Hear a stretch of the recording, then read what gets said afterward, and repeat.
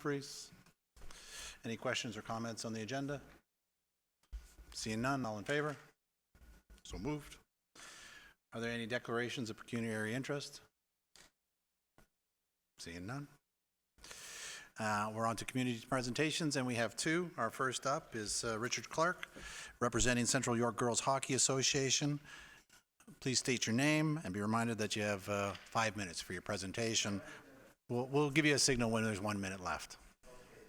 Perfect. Yes, my name is Richard Clark. Thank you, Mr. Chairman, Your Worship, and councillors for the opportunity to come here and just give you a little bit of information. I do commend the council on this initiative to bring forward and learn a little bit about what goes on in the community and the different community partners that are involved here. Hopefully this will bring a future of some cooperation between the different associations, because we all interact with each other.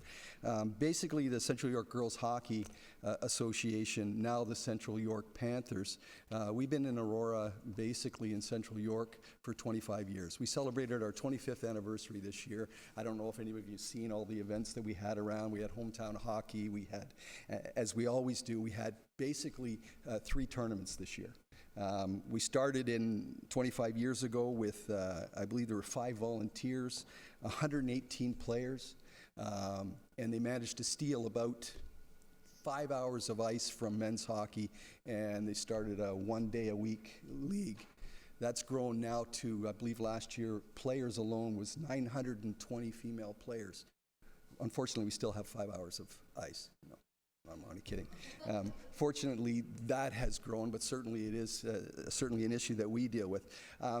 Age group, unique to Central York Girls Hockey is that it's not just a youth hockey. We have girls playing hockey from 5 right up to, is it 75 now? 60? Yes. But so we have a full women's division as well that operates under the header of the Central York Girls Hockey. We are a not-for-profit. This year, as celebrating our 25th anniversary, we did a bit of change in our branding a bit. The Central York Girls Hockey, as it says, is Central York. So we go as far north as parts of Georgina, Bradford, down into Richmond Hill, Witchert, Stouffville, across into King, and we've always been known as the Aurora Panthers, which we've been proud of for 25 years. Unfortunately, to try to keep costs down for an association, we seek sponsorship, and in order to get that, we'd walk into Richmond Hill and say, well, we're the Aurora Panthers, we're looking for sponsorship. Well, change your name to Richmond Hill Panthers and we'll have a chat with you. So we rebranded this year, and moving forward, we will be the Central York Panthers from now on. So that's an initiative we brought in this year. We basically run a budget of about $1 million now. Yearly. So it's a significant budget that we have, running 3 tournaments per year. The first one is in November, which is our House League tournament. That tournament attracts approximately 72 teams throughout Ontario to the tournament. We run it over a 4-day period. We're drawing people from all over for that. There's thousands of people coming in for these tournaments, bringing in obviously money to Aurora mainly, because this is where the tournament's held out of. As well as the House League tournament, we run a Silver Stick tournament, which is in February. And again, we've got 56 teams approximately coming for. That's a rep tournament, so that's our representative teams that travel around and compete provincially. In that tournament, we actually attract teams from as far away as California. We had last year. So again, bringing people from all over into Aurora and bringing their funds in to support the mainly Aurora, even though we're the Central York Panthers. The tournaments are held within Aurora and Newmarket, basically. So all that business is coming into the community here. We also have added a tournament that we call Queen of the House tournament. And there's never really been anything for House League. The teams have their playoffs at the end of the year, and it's all internal. So as a response to our previous president, Mike Shields, is that the 1 minute? Okay, I'm going to pass that, but we have that. That's a championship tournament where one team from each area. We associate with all the other Whitby and Mississauga all get together, and they're one championship team. They come in for a tournament day. As I said, 920 players in the past year. We've also, I want to point out, which I'll probably get to when I speak about Bruce, we've also, as part of our House League tournament, brought in sledge hockey, female sledge hockey. Men's sledge hockey is now an Olympic sport, and we're trying to put forward women's sledge hockey into the Olympics as well. As a matter of fact, the IOC at their last meeting mentioned Central York Girls Hockey because as part of our House League tournament, we've introduced women's sledge hockey, which we had a championship. Was it the World Championship or the Canadian Championship? First Canadian National Championship 2 years ago. So that's going to be part of our House League tournament every year. Other than that, because of time restrictions, time's up. We'll give you a few more seconds to wrap it up. Okay, is that in relation to the? Nope, not to the presentation, just to the organization. Okay. Just to wrap up, we're certainly a significant part of the community, and we like these opportunities to speak to you. We would like council for us to help us to maybe get together with, Aurora boys hockey and the different, so we can, because obviously our biggest frustration, and we're kind of stuck at 920 players because we don't have any more ice. And certainly that moving forward is one of our biggest restrictions. So anything the council can do to either approve arenas or to maybe help us bring the different associations together to speak about ice time, because a lot of it is protectionism that's happening now with the hockey. Is we have this much ice, we can't use it, but heaven forbid we give it back and never get it again. And I think if the council with their power could get these people together, because you guys have the power over the ice, certainly calling all the leagues together to discuss that issue. That's probably the primary issue that we have, low-cost ice and ice going to waste because nobody wants to share. Thank you very much, Mr. Clark. Thank you. May I have a motion to receive the presentation? Mayor Maracus, Councillor Gallo, any questions of the presenter? Mayor Maracus. Thank you, Mr. Chair. Through you to Richard. Richard, thank you very much for coming this evening and giving us an overview of the organization. We always appreciate hearing about the good things that organizations do within our community. I guess I just had a question. What percentage would you say out of that 900, over 900 players is from Aurora? I would say a majority, about 40%. For about 40%? That would probably be the largest contingent. Mm-hmm. Then Newmarket, I would suspect. Then you're looking at not so much Richmond Hill, but you're getting into Bradford and King and Stouffville and that area.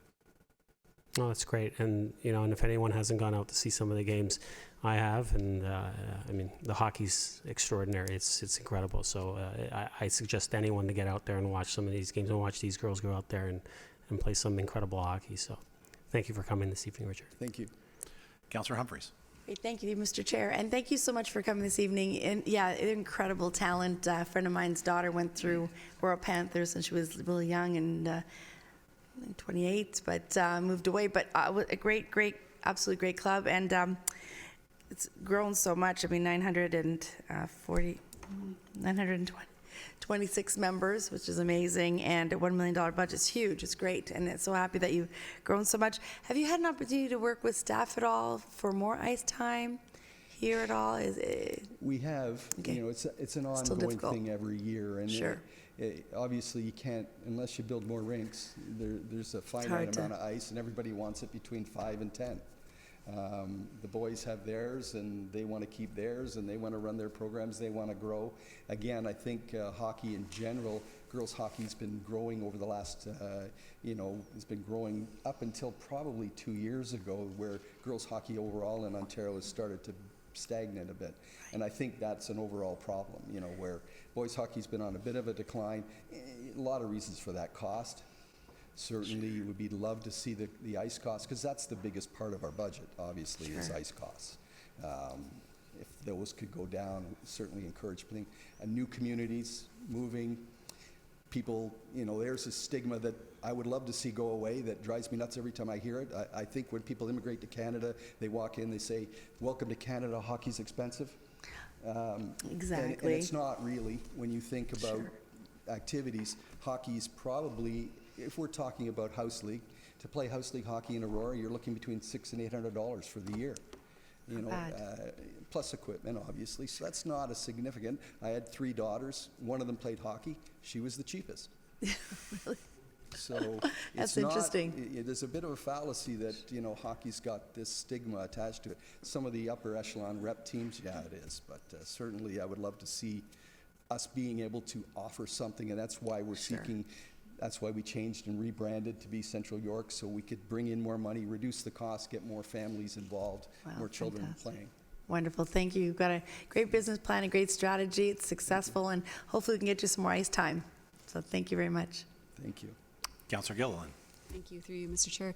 Thank you so much for coming and speaking today about the Central, is it Central York Panthers now, right? It's Central York Panthers, yes. Awesome. I was actually at the Silver Stick tournament and I met a lot of people from all around, which was fantastic, and gotten some great conversations. I have 2 daughters, but they weren't in hockey, but I went and I watched, and I agree They with can Mr. still Barak. play up until Yeah, 60, yes. they're just amazing hockey. So I guess that kind of leads me to like your average age group of girls that are playing. What would you say that bracket would be based on your? Well, the 920. girls' level goes up to midget, right? So midget girls are 16, 17, 18 basically when they finish.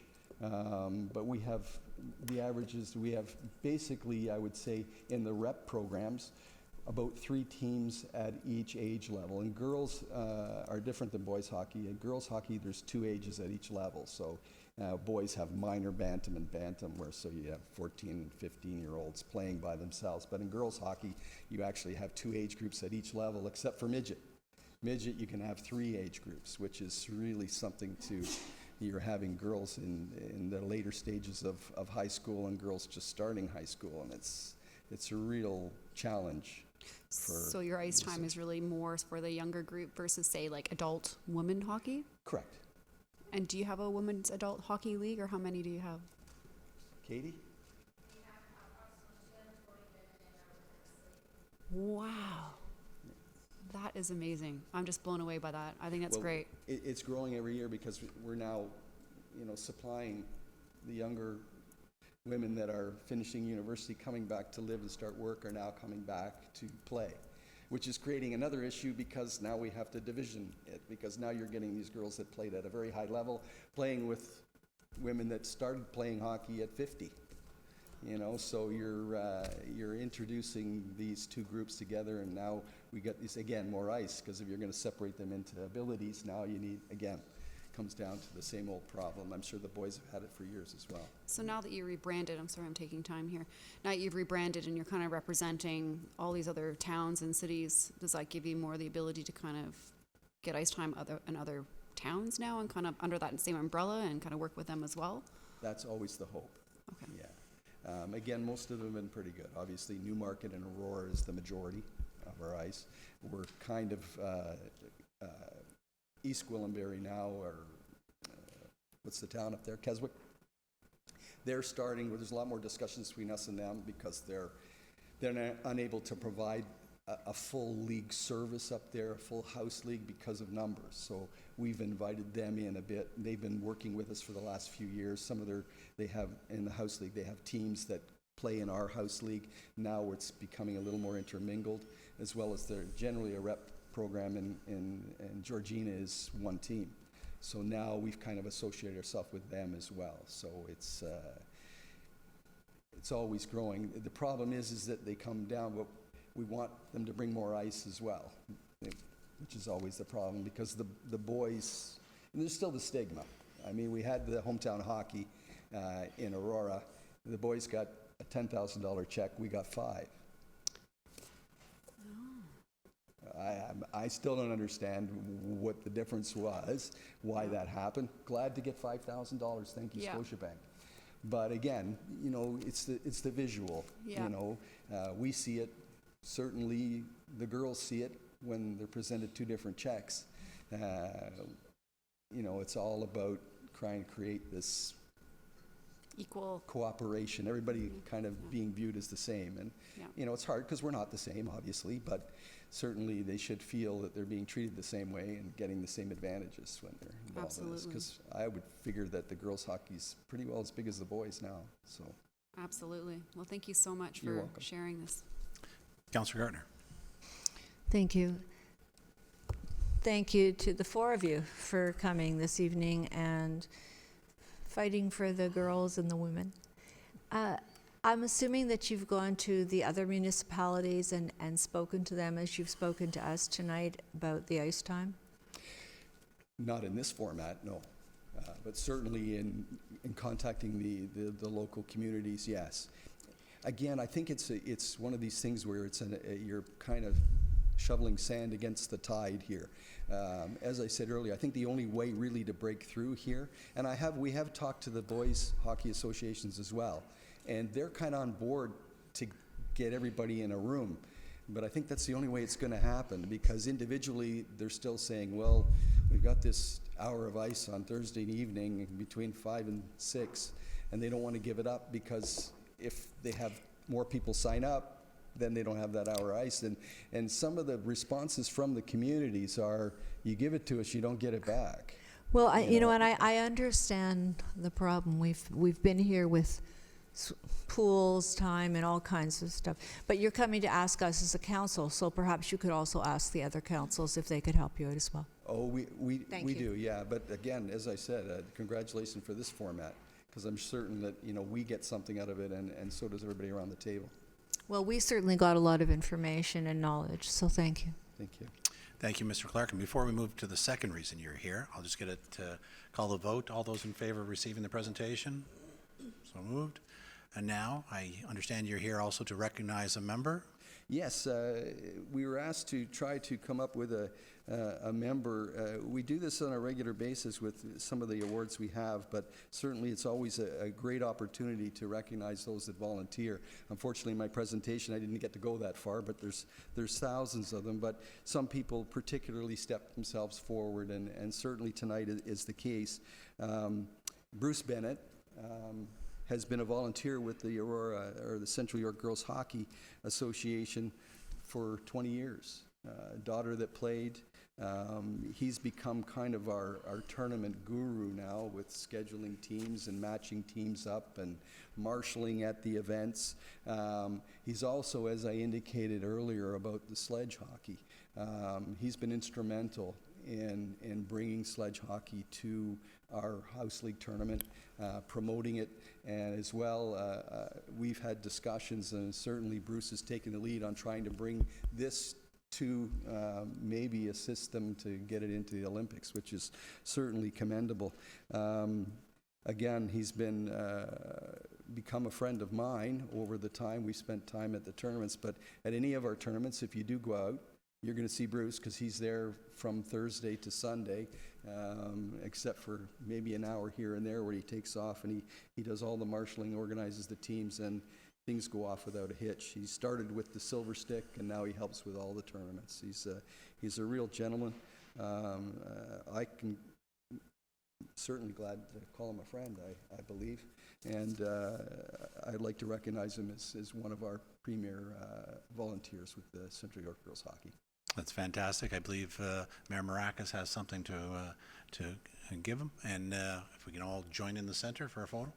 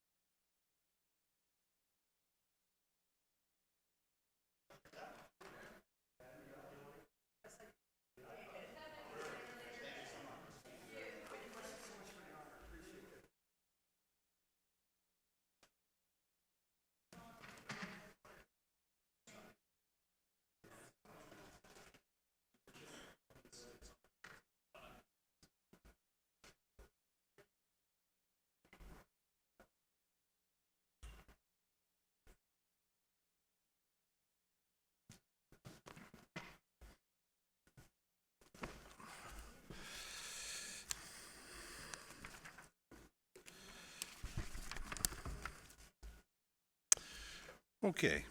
Next up, we have York Region here to talk about transportation. Mr. Brian Titherington's up. Before Brian gets started, looking from the side of the slide deck, I understand this is going to take longer than 5 minutes, so I might as well ask council now to waive procedural to allow Mr. Titherington up to 15 minutes. So moved by Councillor Humphreys, Councillor Gilliland, all in favor? Opposed? You have up to 15 minutes. If you can just introduce yourself. I will do that. So again, my name is Brian Titherington. I'm with York Region. I'm the Director of Transportation and Infrastructure Planning. I'm also joined by Anne Marie Carroll, who's our GM of York Region Transit. So I must say it feels very Canadian to be up here following a hockey story and maybe talking to a topic that's almost as controversial sometimes in transportation. We wanted to come here for a few reasons. One, we know transportation is top of mind, not only for Aurora residents, but York Region residents in general. At the regional level, we have relatively recently approved our budget and wanted to come here today to talk a little bit about transportation, what's going on at the regional level, and how it affects Aurora residents. So first, in terms of the services that happen at the regional level, transportation is a multi-jurisdictional, and that creates a lot of challenges in terms of a lot of our residents understanding who does what. With the province with highways, the region doing regional roads like Bayview and St. John's, and of course the town operating all of our local residential streets. But in terms of services, York Region provides transit, so that's the York Region General Transit, you see, our conventional service, as well as the Viva Rapid service. Some of it in Aurora operates down Yonge Street. We have our road and traffic operations services, basically operating the 4,200 lane kilometers of roads, and if you put those end to end, it takes you from here to like Calgary. I think maybe Vancouver now. But that's snow plowing, over 800 traffic signals. I think it's close to 900 traffic signals we operate. We have the team that I lead, which is Transportation and Infrastructure Planning. That's the group that works with, we basically schedule out what we're going to build over the next 10 to 20 years as part of our Transportation Master Plan. We also have the challenge of working with Metrolinx and the province on some of the larger initiatives like Yonge Subway, which was recently announced. We have a capital planning and delivery group who do all the construction, and I'll talk a little bit about some of the work going on here in Aurora. But we have a team that basically delivers all of the projects we identify in our 10-year program. And then last but certainly not least, we have an asset management team. Everyone likes to talk in transportation about all the new shiny things we're going to build. But we need to take care of the $4.1 billion worth of assets we do have. So we want to make sure the roads we have today are still there in the future. So by way of background, I won't spend too long in here. It's really, we know that travel by car in the rush hours in the region is difficult, particularly in the southern ends.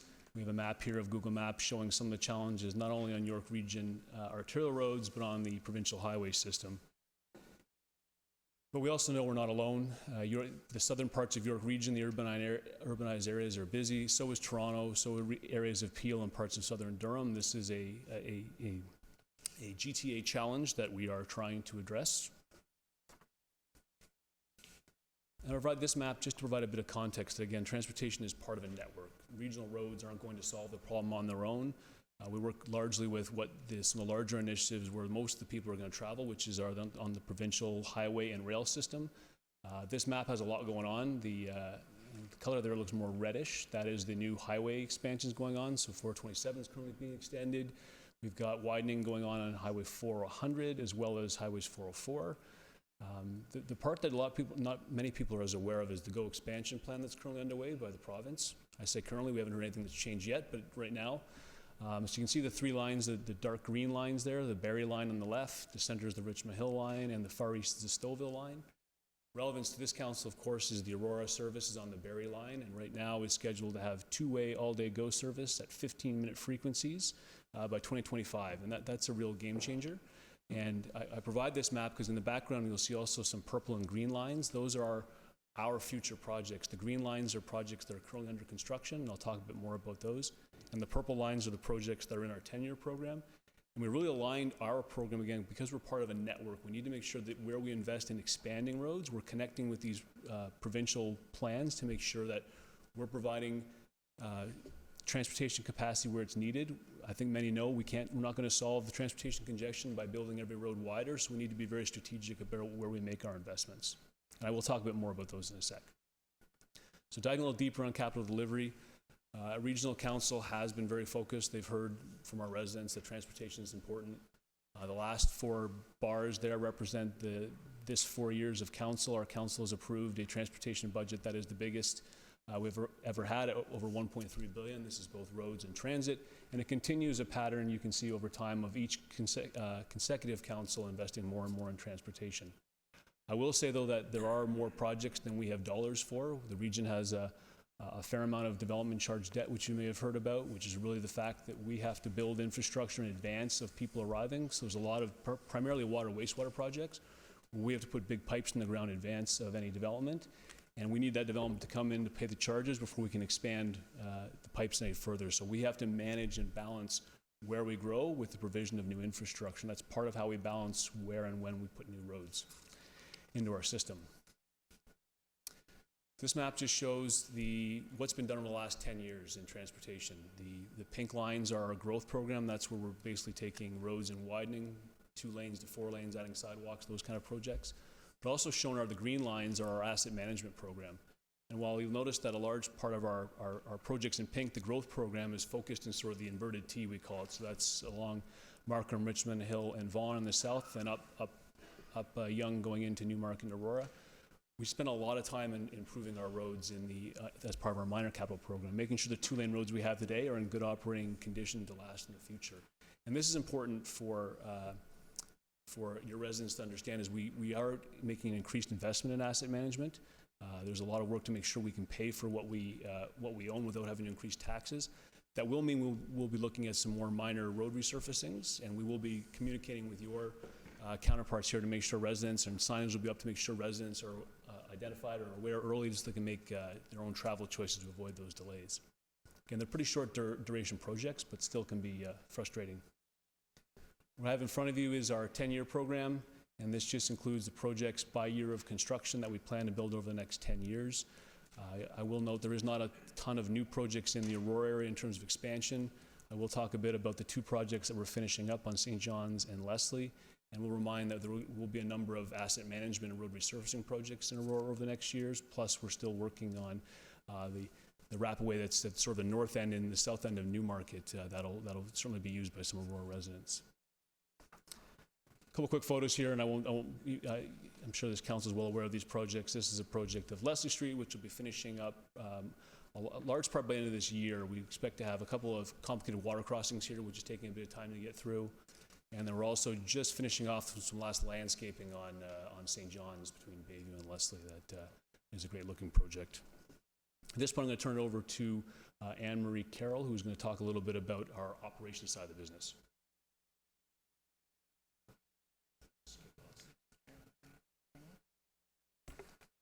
Okay, good evening. Thank you very much for having us here this evening to provide you with this information. So I have been given the honor of talking about the operations side of the transportation business. So first I'm going to just touch on where we are with the budget. So our 2019 budget was approved by council just a couple of months ago. And as you can see from an entire corporation, $314 million of the entire York Region budget is allocated to transportation, which is about 28% of the overall budget. And if you break that down into the budget allocation for York Region Transit and roads, you can see it's pretty well split 50-50. We are required under transit to maintain a 40 to 60% revenue to cost ratio. So each year we bring in about $72 million worth of fare revenues. On the road side, there's not as many opportunities to bring in revenue, but they do bring in about $1 million each year from permits. And we also bring in about $2 million through our advertising contracts, mostly on our bus shelters and our buses.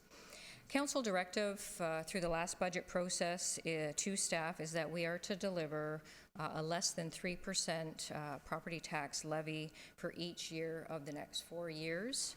We are experiencing a number of challenges. As Brian mentioned, our road network is growing.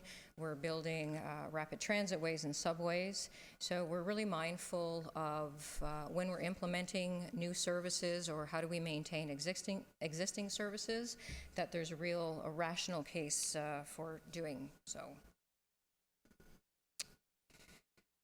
So just a little bit on the roadside. Brian had mentioned that we maintain 4,200 kilometers of regional road. And in order to do that, we have to monitor those roads and the condition that they're in on a 24/7 basis, 365 days a year. We do that through the old traditional ways of boots on the ground, so we do have roads patrols that are out there monitoring our roads. Unconventionally, we also utilize our bus operators as individuals that can report to our control centers condition of roads or any accidents that they may see, but we also do rely on technology as well. So we do have a 24/7 roads and traffic center that has live CCTV, so they can monitor a good portion of the regional roads.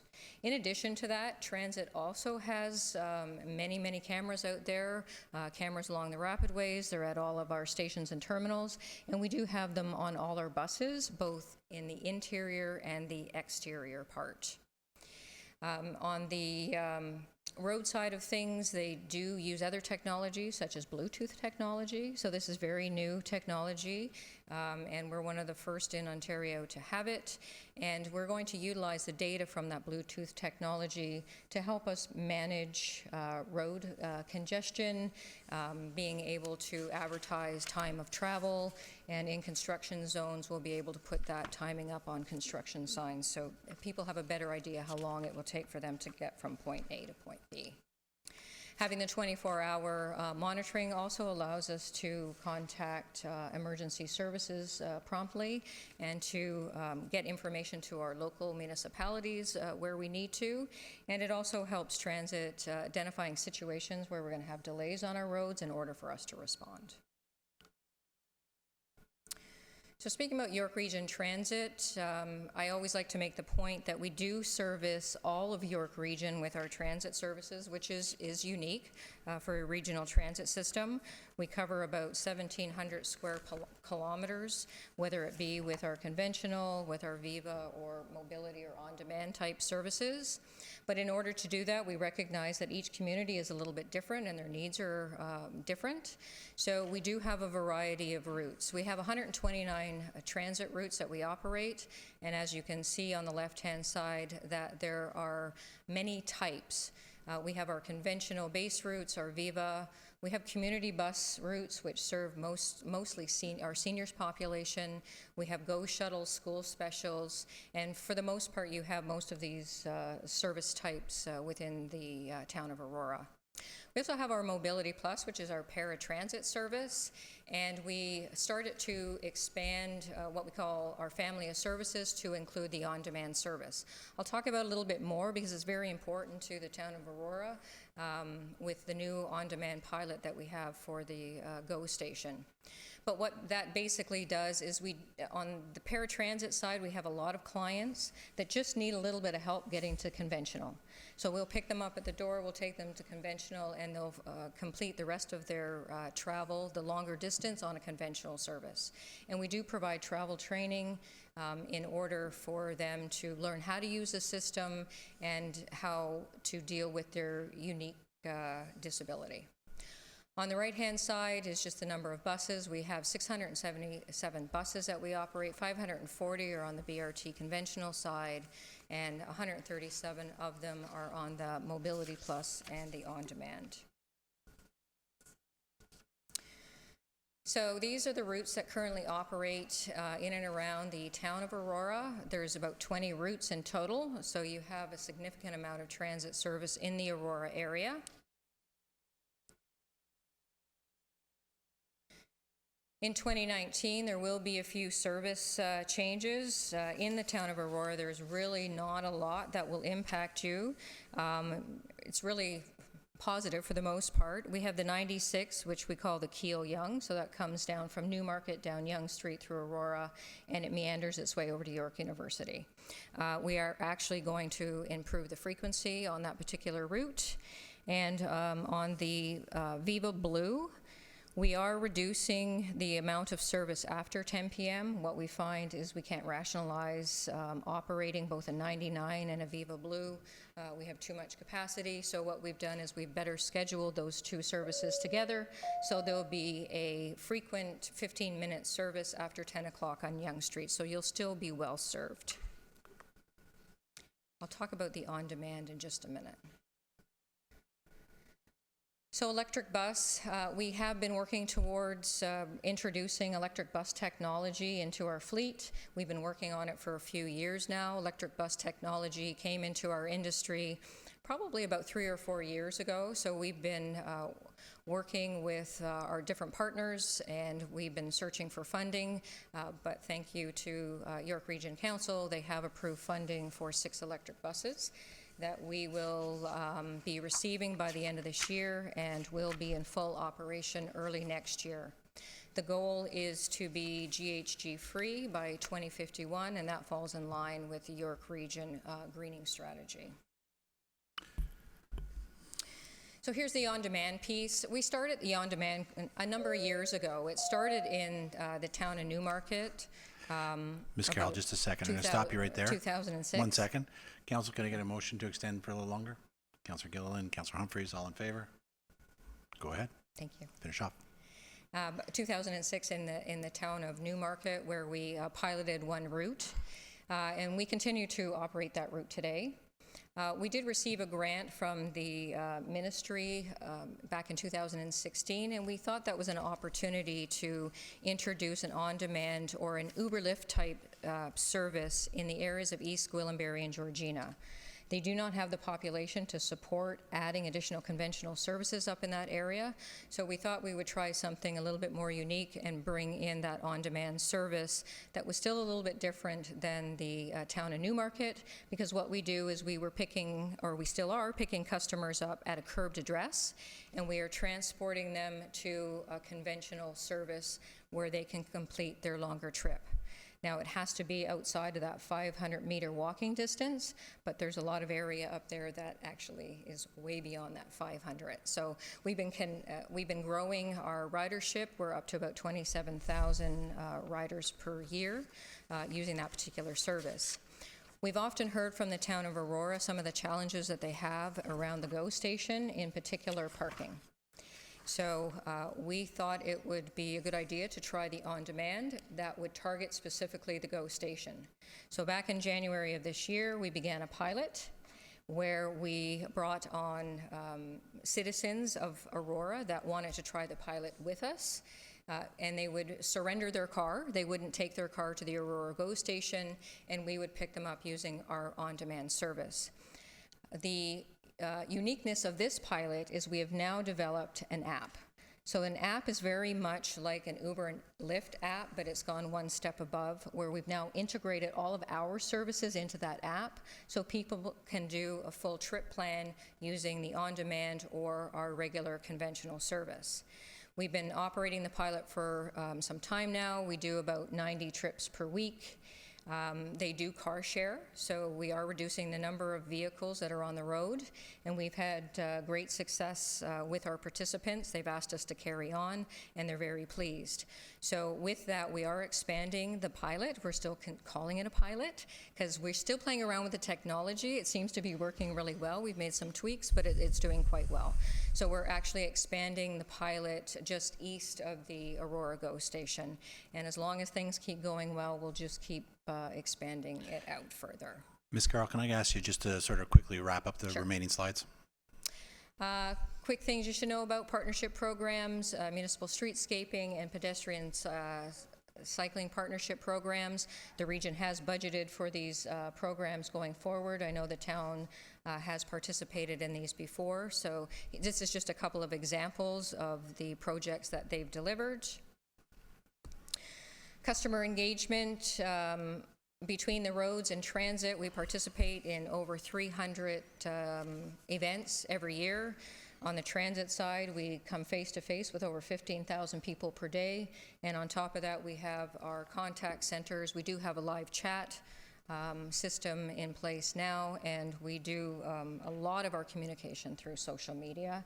We're very dedicated to continuing to engage the community, and we will continue to do that. So that does wrap up our presentation for today. Just highlighting the fact that we will continue to build our roads based on the plans that we have in place, trying to find technologies that will make those roads more efficient. We're going to try to encourage people to use transit, to cycle, and to walk more often, and continue to be proactive in our communities. Thank you very much. Thank you so much, Ms. Carroll. Can I have a motion to receive the presentation? Councillor Gilliland, Councillor Kim. Any questions for either Ms. Carroll or Mr. Titherington? Councillor Gilliland. Thank you. Thank you so much for the presentation. I just have a quick question about your app. You were talking there was 90 trips per week. Was that specifically in the pilot Aurora area? The 90 trips per week, it's just for those participants of the Aurora Go pilot. Okay, and you said you were going to be extending that and expanding that area. Do you have an estimated end date of your pilot? Nothing concrete. We wanted to see how it was rolling out. Usually pilots we operate for a year, and then if they seem like they're worthy of becoming a permanent service, then we drop the pilot and we just continue to provide the service. So how easy is it for the people who signed up to download this app? Is it specific to iOS or Android? Can you explain that a little bit? So it's both. You can download it free from the App Store and Google Play. It's not readily available for everybody at this point. We're just still testing it using our participants, because we really want it, them to use all the different features and report back to us on how it was working. We're hoping that with the expansion of on-demand in East Gwillimbury in September, that the app will then become public to everybody. And then a key piece of that is really about community engagement, teaching people how to use the app and how to use the service. Some residents were really confused with the boundaries, and I was wondering if you post that online somewhere so we can understand and communicate what those boundaries are and what you're expanding them to. Yeah, so on our yrt.ca, there is a map that shows where the boundary is of the current pilot. And then once we, on June 10th, once we expand into the other area, then we'll post that map up there as well. Okay, perfect. And one last question. Sure. Bluetooth, I didn't really quite understand the function of that and how that worked. Yeah, so the Bluetooth is really about, it anonymously collects Bluetooth devices, whether your phone's talking to your car or even your car is talking to its tires. We have it about 300 intersections, so it collects the travel time, and that travel time goes back again. It's anonymous. We don't know who's who. We just know that this vehicle took this amount of time. Goes back to our traffic operations center. We can see where there are issues with travel speed. It's also then shared with apps like Waze, who use it as part of their information sharing. We're really part of a data gathering. We don't really want to be the app provider. There's Waze and Google Maps, all those good things that do that service. We want the data to help us better understand our network. So it's simply, actually, if you see your traffic controller, there's a little white hat on top of the box. That's the Bluetooth reader. Perfect. And actually, I did have something else circled here. I apologize. You had on a map on page 10, and you had the Aurora construction, and you had this little pink triangle. I didn't know what that meant. I think it's the one on Yonge Street, just by Industrial Parkway there. We had a problem with some high water levels. We believe it's the lingering effects of when you used to have a well water here, groundwater. We switch it to servicing, and the groundwater surges back up. So we're trying to find a way to deal with some high groundwater levels just in that area of Industrial Parkway. So it's not a new project. It's really just, again, part of our state of good repair, making sure the roads we do have aren't underwater. Okay, perfect. Thank you so much. Councillor Gardner. Thank you very much. It's very interesting to me, obviously to you as well. With respect to accessibility, not mobility plus, but what I've noticed is that the bus shelters are difficult if you have a walker. And I'm wondering if your new bus shelters will have maybe a more a more open design? So we did go through a very comprehensive process of designing the shelters. Maybe just for some clarity, are you talking about Viva shelters? Or are you talking about the regular conventional shelters? I'm Anyone most in familiar with the particular? Viva shelters. The Viva shelters? So the Viva shelters themselves, most of them will be in the Rapid Way, right? So they'll certainly be a lot larger area with automatic doors. It meets all AODA requirements. The old Viva shelters will eventually be replaced with a new style shelter, again meeting all those AODA requirements, and it will have, like I said, the required open Thank you. width. We have to be careful not to make it too open as well. You have to find the right, because then Open we wasn't the get- right, I should have said easier to kind of get in and move inside. Yeah. With respect to accessibility as well, right now, we're signalizing some of our intersections. And our accessibility, it's going through our accessibility advisory committee. So why are we doing that? Why is the region not doing that? Well, they must be on local roads, so wherever there's a shared, we operate the traffic signal at St. John's and Yonge Street, for instance, and Yonge Street in the area of St. John's actually becomes a town road, but because we own St. John's, we operate those signals. But if it's at a intersection of two local streets, or that little half signal we have on by the senior center, those would be operated by the town. And so Right. any intersections you do on your own, you'd be on your own to comply with AODA. I should note, we do actually work with some of our partner municipalities, like for Newmark, for instance, we actually operate their signals on their behalf as a sort of a partnership. And so those type of opportunities exist if council wants to sort of leverage the expertise of, they pay us, but instead of paying a private contractor. So those are the kind of partnerships we do have with some of our municipal partners. Thank you. We used to have a route along Wellington that went up Bayview to the hospital. As far as I know, we don't have that anymore. And that was a route that seniors have spoken to me about that. And the other route is Industrial Parkway North and South. I don't know where that's at, because there was a time when we had local service, and then I don't think there was enough use of it, so we lost it. But it's kind of a circular thing. If we don't have it, people can't use it, get used to using it, so. I would have to go back and look. We haven't actually changed anything in Aurora for a number of years. So if it was something Okay. that was further in the past, I would have to go back and look at a little bit of the history. Because we have not canceled anything in the town of Aurora in the last few years. Okay, thank you. I'll look into it and get in touch with you if Yeah. I have to. And, Uh, and feel free to contact me at any time if you have any questions about it. Do you want residents to contact you? Absolutely. I mean, we have a contact center, and we ask everybody to call in, and if they have a question, we'll be happy to manage it. Thank you. I have 3 pet peeves. The first one is there are so many buses up and down Yonge Street that are empty out of rush hour. You said you have to adjust the schedule after 10, but I don't know who's watching these buses, but they're empty well before that, so I would appreciate if you look at that. The second thing is I take the Viva, and those very large buses, they are so bumpy. It's a rough ride. And if you're trying to encourage people, especially seniors, to get on those buses, like I actually called in to the region while I was sitting on one of them. So could you look into that? Sure. And the third one is you can just walk on the bus. Like it's an honor system. And I understand, I believe in the honor system, but we're also trying to make money with this. And so if you don't go down to Highway 7, and sometimes you go down to Highway 7 and there's nobody checking the tickets, I think it's a real problem. I don't know what the answer is, but we must be losing money.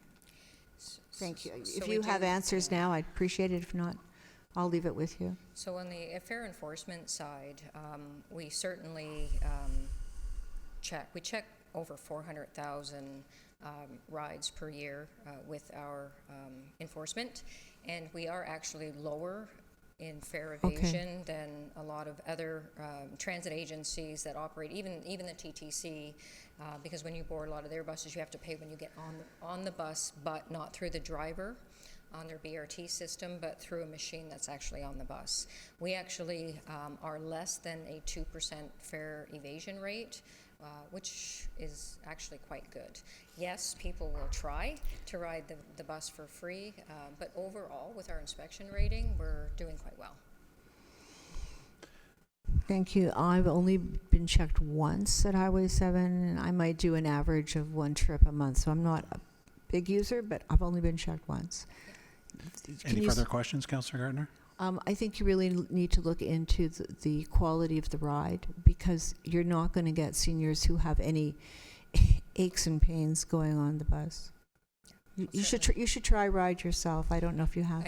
I do. I ride it several times a week. Okay, it's to me it's just not acceptable. Thanks. Thank you. I don't see any further questions from my councillor colleagues, so I'll throw one out there with regards to the 10-year capital plan, Mr. Titherington. This council in the past has advocated for an interchange at St. John's. I know it didn't make the cut for the 10-year capital, but can you sort of speak to it as to either, what's needed from I guess either a metrics or some sort of numerical perspective to warrant it, and or, is it anywhere on the horizon past 10 years? Because for someone who takes the 404 every day, if you get off at Wellington at rush hour, sometimes you're backed up right onto the 404, and I can only imagine what it's going to look like 10 years from now. So, great question. I know this has been a concern for this council for some time. Interchanges are actually under the jurisdiction of the ministry. We have worked with them in the past to try and build some interchange. I think Elgin Mills and Teston were actually done with cooperation from the region, but the ministry has to be on board. And I can certainly tell you that it is not on the province's radar. I know it's something we've talked to them about in our meetings with them as well. Their priorities, as we understand them, would be probably another interchange 19th, which would be the next one sort of north of Elgin Mills on 404, and then potentially a full interchange at Mulock before they went to another one north of north of Wellington at St. John's.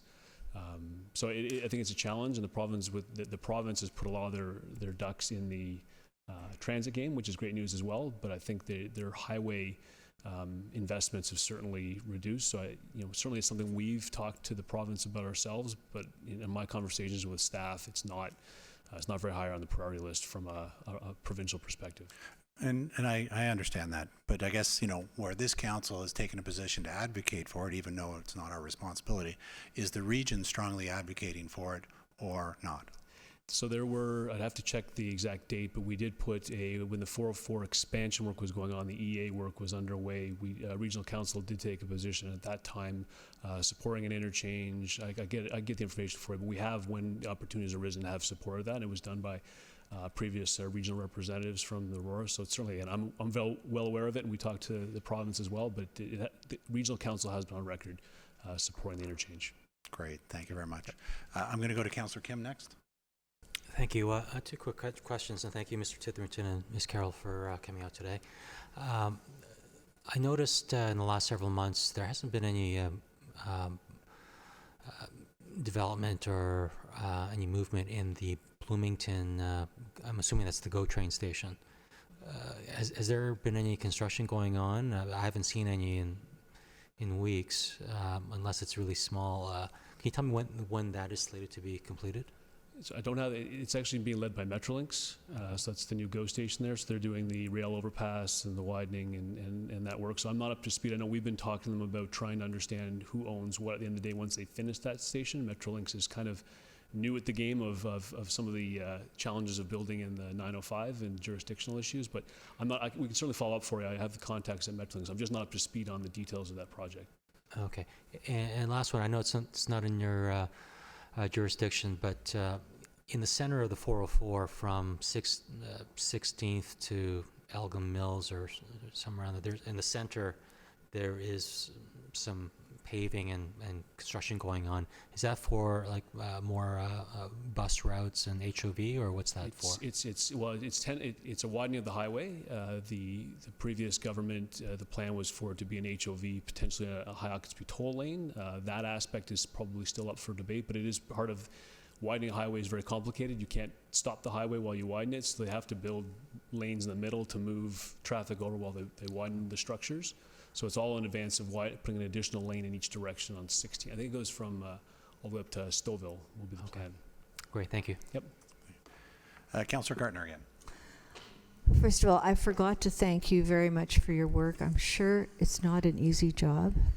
And thank you so much for the pilot for the on-demand for the GO station, because it has been a topic at this council table for many, many years, and we have a lot of unhappy residents, as you know.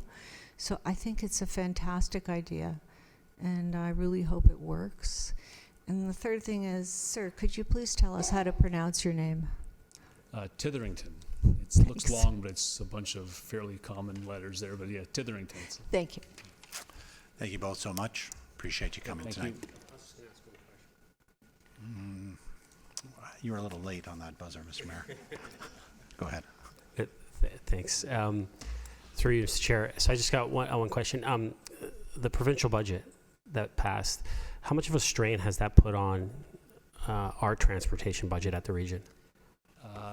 Still being determined, but I can tell you, winning the transit lottery of the Young Subway is great news.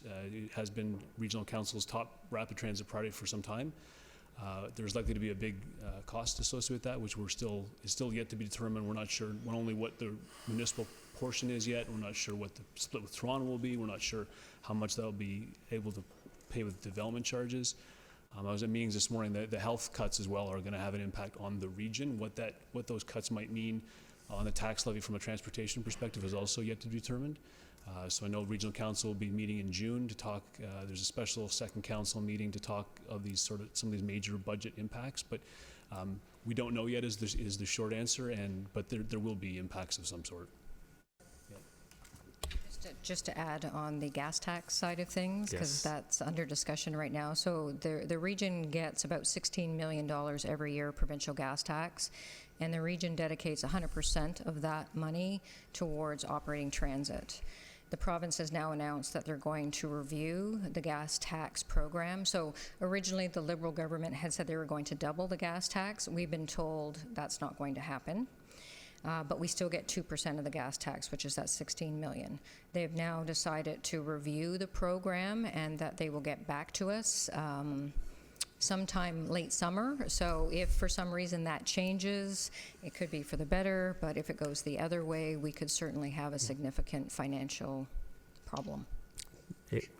Exactly. And just to follow up through, Mr. Chair, and just so maybe we can give perspective to council, you mentioned the Young Subway, and they're talking about moving forward with that, and that's great. And there was some discussion at regional council as far as the costs, and we're projecting somewhere in and around possibly $1 billion that the region would have to pay. So I thought that would be some good information, so everyone can kind of have an understanding of what the cost would be to that. $1 billion is probably on the optimistic side. It could be as $1 to $1.5 billion.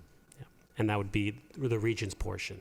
We're talking about, they've announced a $5.6 billion project. It's probably closer to $6 billion, and then our share would likely be 1/4 of that. And then if you do the math, split with Toronto, but it's in that order of magnitude of $1 billion. Yeah. Well, hopefully the province comes up with a lot of money. So, We'll see. well, thank you very much for your presentation. Thanks. Thank you. All in favor? Opposed? All right. We have no delegations this evening, so it's 8 o'clock and we'll start tackling the agenda. First up is the consent agenda. Are there any questions on the items on the consent agenda? Councillor Gardner. Thank you. I have some questions on number 3, which is the planning application status list. Are these just some simple, straightforward questions, or would you prefer it be moved to the regular agenda? Please move it to the regular agenda. Okay. Any other questions with regards to the other consent agenda items? Seeing none. Can I get a motion to approve C1 to C4 minus C3? Councillor Gillen, Councillor Kim. All those in favor? Perfect.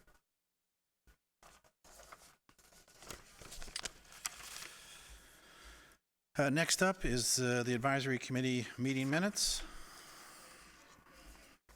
Can I have a motion to receive the minutes from, I guess we'll do them individually? Okay, we'll do them all together. Can I get a motion to receive the minutes A1 to A3 inclusive? Councillor Gardner, Mayor Maracus, Councillor Gilliland. Question? Well, I just wanted to talk about something on A3. That's fine. Yeah, I can Yep. do that now? Yep. All right. So within these minutes, they had talked about a washroom, a portable washroom that we had invested in with the town of Stouffville. And I think another town did as well. I don't have the actual report, but they were really kind of saddened by the fact that the town of Stouffville has decided that they're going to rent it out at an exuberant amount to where we can't necessarily afford the rental of this unit. And I didn't know if there was something that we could do or staff could do. I don't know if there was any legal because I know we donated something like $5,000 to this bathroom, and I'm just not so sure if we have any kind of relationship or any kind of language or contract that was signed that would allow us to give some use to this washroom. But it seems a little unfair that we've invested into this bathroom, but yet now it's increased in price so much that it's not worth, or it's too expensive for us to utilize. Do you think that maybe, Mr. Serio, you could Who would look best into that, answer? or I don't know? Who would be? Mr. Serio?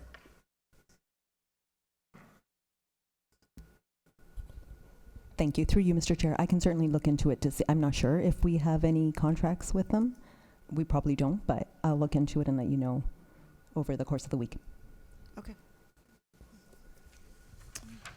I don't know much about the history because it was in the previous term. I just didn't realize that we could donate this money and then all of a sudden we don't really have this relationship anymore. I just was trying to understand what that was. I think Mr. Nadarosny has something he'd like to mention about it. Mr. Chair, this has been... Through you, Mr. Chair, this has been a topic that has come up at the N6CAO's table as well. So my understanding is that the community went out however many years ago and asked for basically donations towards putting this trailer together. They got another grant from another organization that covered a big chunk of it as well, but that was a grant to the town. And then the remainder of the money, which was still a significant chunk, I guess, was put in by the town itself, town of Wichard Stouffville.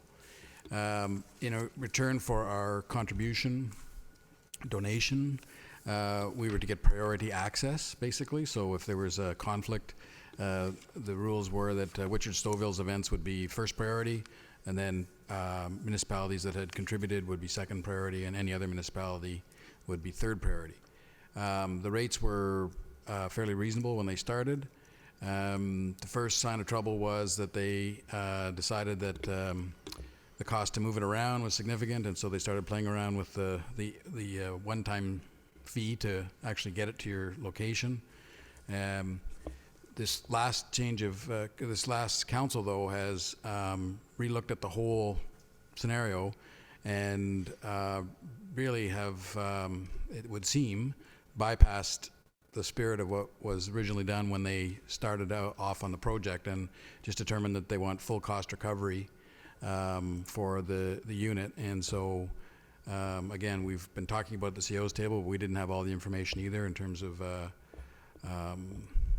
how the rate had come to be. But basically, there was this particular issue was brought as I believe it was brought as an item to council, and some people were quite vocal about the fact that that was not the way that this was supposed to be made available to other communities. And in spite of those representations, the council decided to change the rate scale. So that's where it sits right now.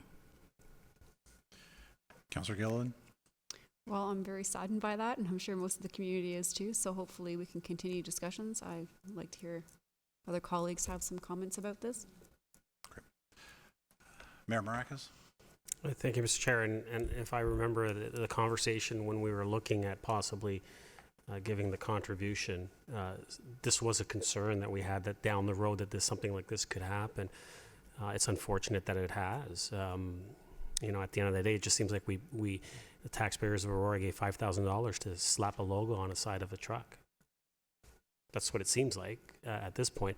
But I will sit down actually with Mayor Lovett from Stouffville as well and have a conversation and see what we can do about this as well. So not only the CAOs, but I think maybe if I sit down and have that conversation with the mayor from Stouffville, let's see what we can do. Great. Councillor Humphries? Thank you, through you, Mr. Chair. That's what I was maybe going to suggest, if we could start having discussions with the municipality directly to say that, the spirit of this was a huge initiative, and it was spearheaded by, I believe, Mr. Dunn of Aurora really contributed heavily. Tyler Barker was a huge proponent of making this happen, and we gladly donated, I believe, $5,000. I'm not sure if that's accurate, but I know it was a significant amount. So I was really excited about it, really happy to know that we could utilize this at all our events, provides accessibility and freedom for all our residents. It was a huge celebration. So in the spirit of partnership, or what the intent was, it's pretty sad. So looking forward to hearing back from whatever CEO meetings and mayor meetings can come back with. Thanks for bringing it up, Councillor Gilliland, to understand that this has happened. Thanks. Councillor Gardner? I'd just like to say that it's a huge blow to those who really need it and who were hoping for it and expecting it. So anything that you can do, Mr. Mayor or Mr. CEO, would be, I'm sure, be very appreciated. See no further comments or questions. All in favor of receiving? Opposed? Carried. Next, the regular agenda. First up is R1, the electoral system. Can I get a motion to put it on the floor? Councillor Gilliland, Councillor Kim. Any speakers? Oh, Councillor Mayor Maracus, my apologies. Thank you, Mr. Chair. Actually, I'd like to make an amendment. I'd actually like to remove the second clause and then have A and B become clause 2 and clause 3. Can I get a seconder for the amendment? Councillor Humphries? We'll just wait for it comes up on the screen, and then I'll allow you to speak to it.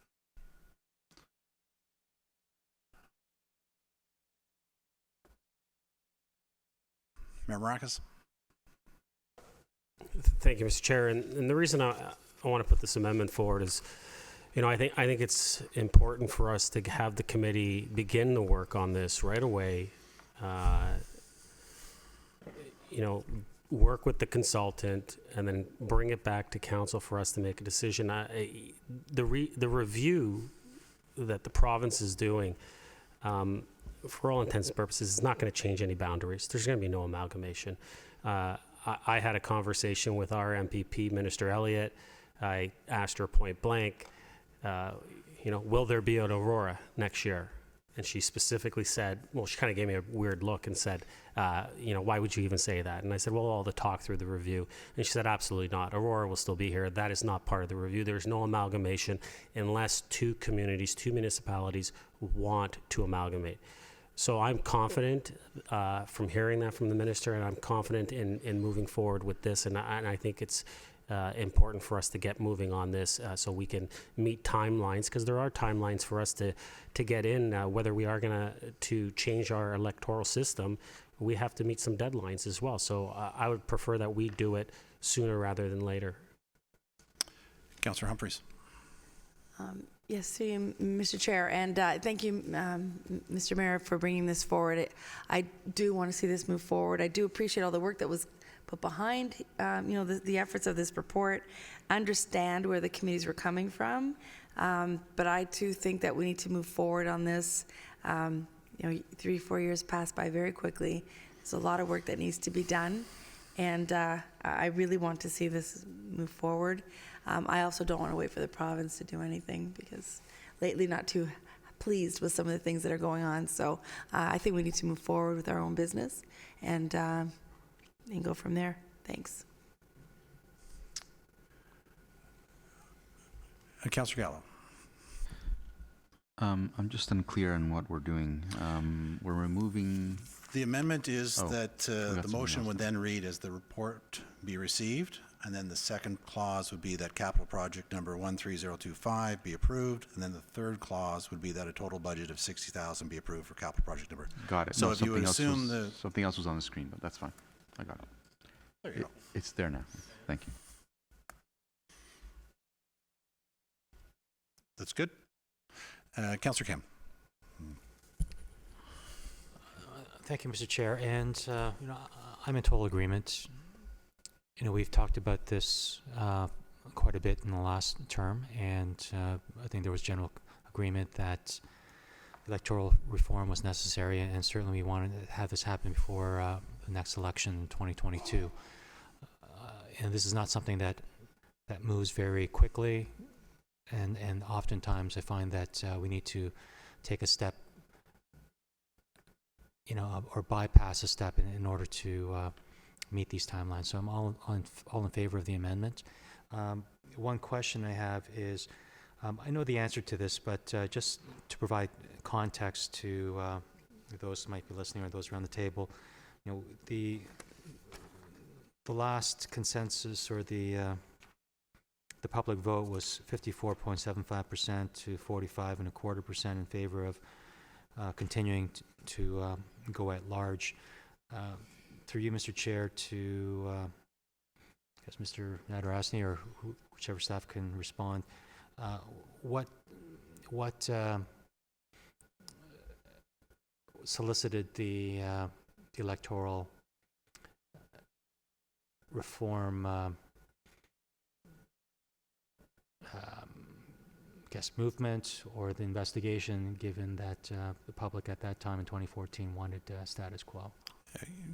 Councillor Kim, since that's not specific to the amendment, we'll hold it over. But if you remember, we had a governance review committee last term, and that was one of their recommendations, is that it be reviewed at the start of this term.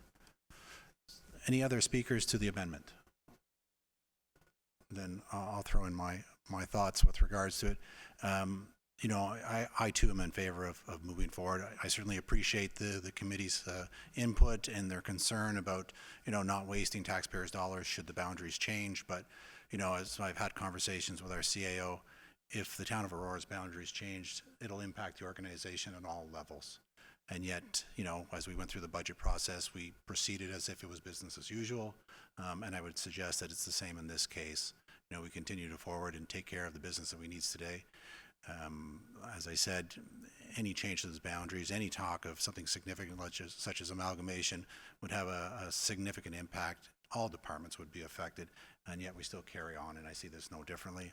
But also, when we first approached this last term and had conversations, our clerk was clear to us that this would take a significant amount of time, and we didn't have enough time last term to do it because whatever needs to be done has to be in place the year before the elections by December 31st. And so, while we have 2.5 years to go through this process, I think it's going to take considerable amount of time to, engage the public, bring on the consultant, have conversations about what is the best system of representation, and if it is wards, what the boundaries look like. And I can see it going back and forth for a fair bit of time. And I'd rather, provide more time to the community to weigh in on this than to kind of shrink those timelines and run into challenges along the road. So I'm in full support of the amendment. Seeing nothing further, I'll call the vote. All those in favor? Opposed? The amendment carries. Back to the main motion as amended. I will get an answer to Councillor Kim's question. I don't know if Mr. Nadarasny or Mr. Drawn. Mr. Drawn will add on to it. Thank you. Through you, Mr. Chair. Councillor Kim, I think one thing we looked at with the report is that Aurora is the biggest community in Ontario with who uses the at-large system to elect their representatives. And so, and there's nothing that, if we do go to a ward system, then somebody else will have that spot. But I think it warrants a look. I think that all options will be on the table. We've heard from people that they would like to see at least options for a ward system. So we'll give council that look. We'll give the public what that may look, different configurations, and then like I said, I think it's worth the study at the moment, and then we can go from there. Councillor Gardner. Thank you. Just to some of the things in the report, under the analysis,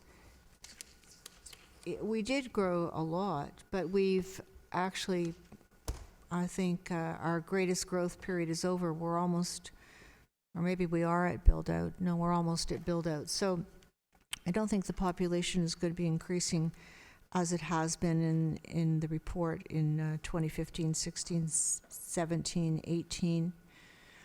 So that's, I think that should be noted. Also, I don't really understand on page 3, the electoral system review generally follows the guidelines from the Supreme Court. Are we talking provincial reviews, municipal reviews? Through you, Mr. Chair. Mr. Duran? Certainly through you, Mr. Chair. They are municipal reviews. It's all reviews follow these sets of guidelines. That's the decision mainly looks at. It was a Saskatchewan provincial boundary review, Right. but it applies for, at least the Supreme Court says it applies for all of jurisdictions in Ontario, or in Canada, excuse me. I found it a little unusual. We would have a provincial electorals boundaries example, and there may be some for municipal that we might learn from. So I don't know if you can provide that. Certainly, I'm not in favor of a ward system, but I do think that we need to explore the possibilities. I would like the public to decide, but I would like to explore the possibilities. And when would we be expecting to have this from the consultant? When will we be expecting to have it back to us? Mr. Duran, what in terms of timelines, when do you expect it to go to the governance committee and then ultimately back to council? Through you, Mr. Chair, as the motion is currently worded, we would, we have the ball rolling with procurement for the RFP for the consultant, so we have begun some of the process.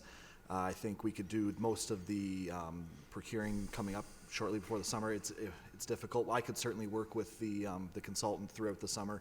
Wouldn't expect it'll be difficult to get the committee together considering vacation schedule, but I think early next year, if not sooner, would be fair to see real progress on this, and then we'll have another discussion with council about further public consultation. What's working, what might be some good ideas, or where the council sees it going.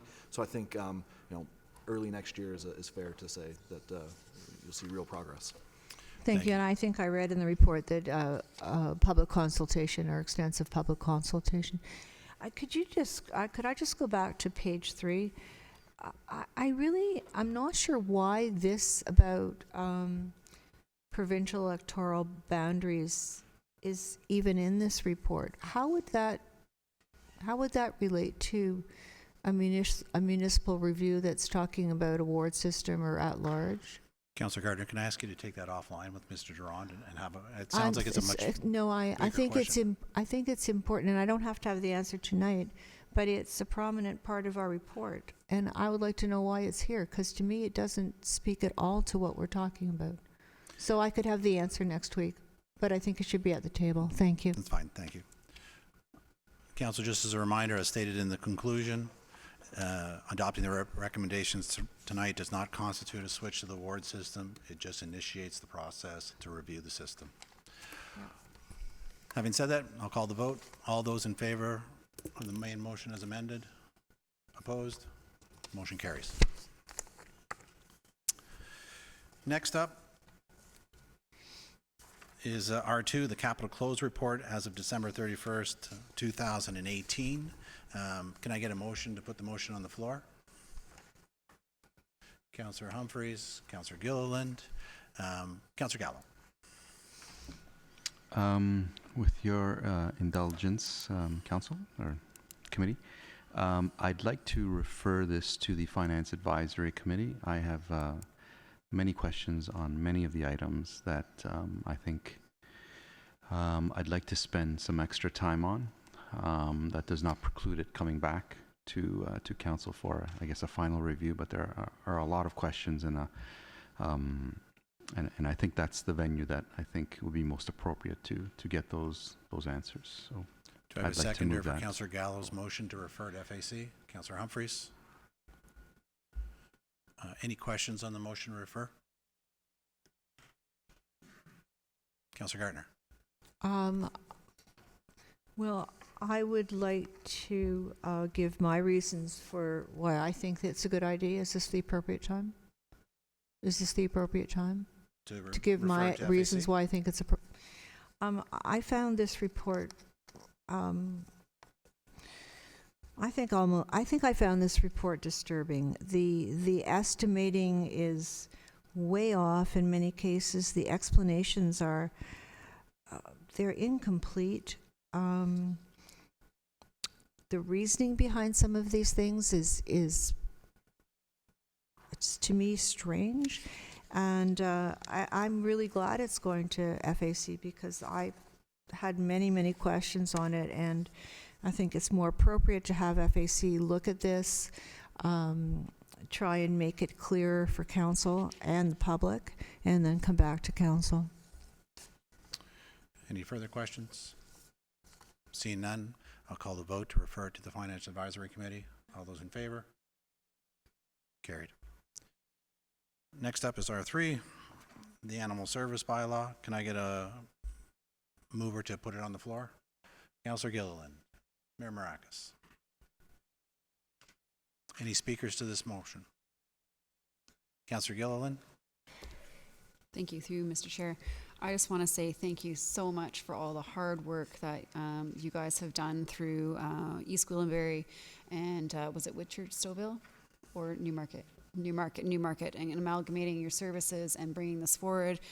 We have been waiting months and months, and I know this was a lot of hard work, so I just want to thank you so much. I am so happy that this has been brought forward. Thank you. Councillor Gardner. Thank you so much. Good to see you at the table. This is I did email you my questions, but I do want to speak to something that we discussed before. We have these beautiful vans that are riding around that say Animal Services, and could you explain to the residents how we paid for those, please? Because I don't remember that being in a budget. Ms. Van Leeuwen. Through you, Mr. Chair, we have established a memorandum of understanding that outlines the financials. The town of Aurora had a capital project that was approved in January of 2018 because that's when we brought animal control in-house and we purchased a vehicle at that time. The new vehicles that were purchased for the partnership were paid in full by our partnering municipalities. That's good news. I see that we're not covering dogs and cats here. The first one on page 5. On page 5, proposed animal services bylaw.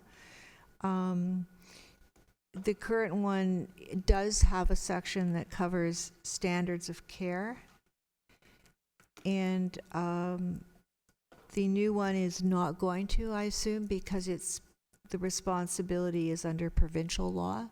So I'd like to know what can Aurora do if we have situations where we need to protect dogs and cats. Ms. Van Leeuwen. Through you, Mr. Chair, the OSPCA is mandated through provincial legislation with respect to standards of care for animals. They have the authority to enforce. Alternatively, police services is also named in that legislation as having the authority to enforce.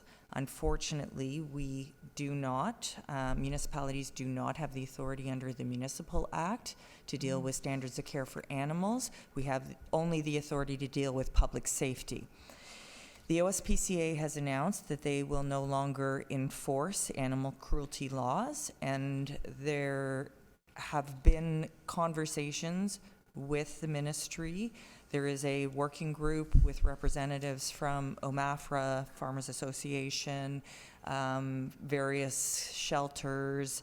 We are involved in those conversations, and we've had conversations. We've had one meeting with the ministry. We recently, Mr. Nader-Osni and myself recently met with York Region Police also to discuss how they will now respond to these calls, as they are the authority that has they have the authority to enforce.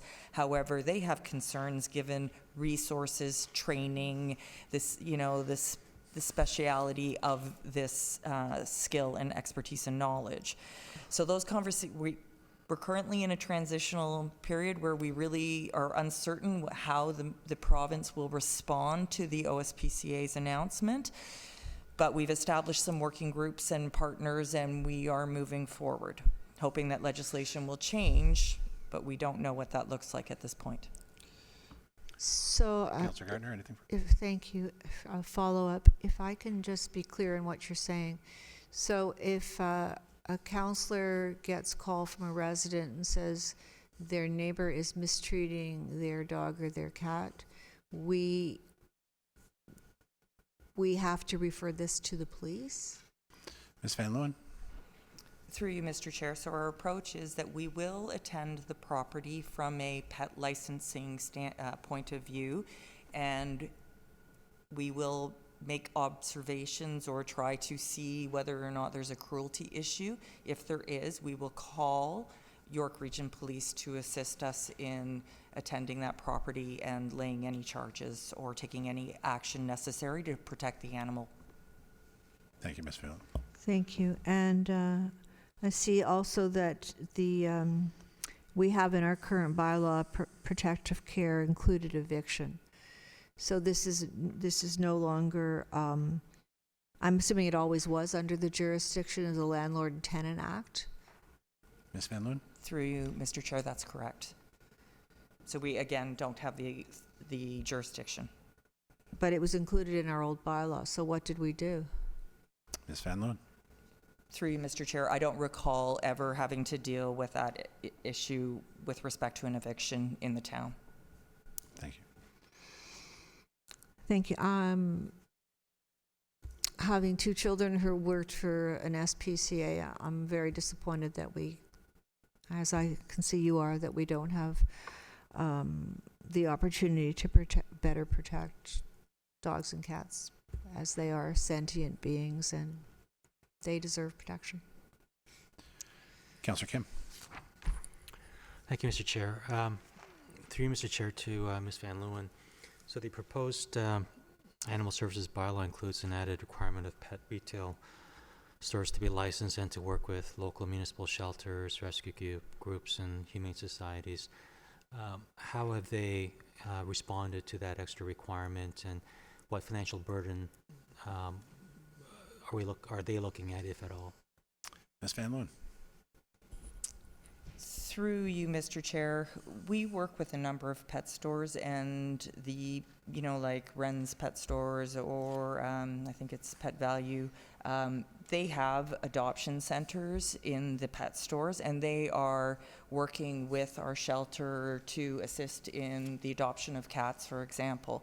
So they're quite responsive. This is in response to some of the illegitimate or concerning breeding of pets and selling of pets and sort of the puppy mills. And so we are putting some practice and process in place to ensure that these pet stores are obtaining their pets from Humane Society or a registered charity or a rescue or a shelter to avoid overbreeding, again, and that's an animal cruelty issue, or some deficiencies in the genes when they're breeding a mother and a son, for example. And there have been those cases in the surrounding area. Councillor Kim? And on the financial piece, does this bylaw create an additional financial burden on them at all? Through you, Mr. Chair, there would be a fee for the licensing, but it's, I don't recall off the top of my head. I don't believe it's... It's nominal. Yeah, it's a nominal fee. Thank It's you. just for an administration fee, yeah. Councillor Humphreys? Great. Thank you, Mr. Chair, and just thank you very much for all the great work. There was a lot of work done. In particular, Councillor Lynn mentioned the puppy mill changes. That's really great, and I really appreciate that for sure. Just back to that first one, it's a little concerning for me since we're in transition, that, really the responsibility to care for dogs will now be placed with provincial law. So, but currently in our bylaw, there's a section that covers the standards of care today. Is there any way we can hold that piece while we transition? Or is that not, Ms. Van just Loon? thought I'd want to ask the question. Through you, Mr. Chair. We did have standards of care, but the only thing that we could do with respect to those standards of care are issue a fine. We could never remove Take the the animal? animal or take any further action. The OSPCA has the same authority as police services, so there are sometimes some criminal charges that are laid with respect to animal cruelty. So, and we do have a legal opinion that we actually don't have the authority under the Municipal Act to deal with standards of care, that it is actually under provincial body. Okay, thank you. So basically, if we get involved with something like this, we can call the shelter or is it police, or can we go to the OSPCA first? Ms. Van Loon? I'm just thinking about timing, and because I'm concerned about that in terms of how long it's going to take and what'll happen. Through you, Mr. Chair, we've had a couple of cases, and we have Yes. called the OSPCA, and they have not responded. So again, we have been working with York Region Police, and they are assisting us, and they have been responsive, and we have met with them. Thank you. I appreciate it. Thank you, Mr. Chair. I appreciate that, Ms. Van Loon, because I think I've heard of some of those, and there's some concerns in the community. So this gap is occurring, and it's a little frightening. Let's hope that we can get this closed. Well, not us, but the provincial government. Police can somehow get. It's a tough job, and I don't know how the police are going to get that skill set so quickly, right? But thank you so much. I appreciate the explanation. Thanks. Councillor Gilliland? Just quickly making a comment in response to Councillor Kim. I'm so excited about that prohibition of the puppy mills. That's probably one of the big driving forces of this amalgamation and doing some refinement as well as the other things as well. But we're actually a little behind on this legislation because a lot of other towns have adopted this puppy mill prohibition. Is that correct? Ms. Van Loon? If I could get clarification. Like a lot of other municipalities have already passed this bylaw in the sense of no puppy mills, like Richmond Hill, Mississauga. There was a bunch that we could at least I think learn Councillor from. Gilliland's asking, are we ahead of the curve, behind the curve? I think we're at the curve. I do think this partnership is huge, and considering right now the gap with the OSPCA and who will end up with that authority to deal with animal cruelty, there are other municipalities that we are now in conversation with, and there is some impetus there to perhaps move this as maybe a regional partnership with respect to animal services. And Perfect. That's really, I just wanted to express my excitement on that part. Thank you. Councillor Gardner for the second time. Thank you. I just need to be clear on this in case a resident calls any of us. So a resident calls us and says, my neighbor is mistreating his dog. He's kicking him or harming him. What are we as councillors supposed to do? Ms. Van Loon?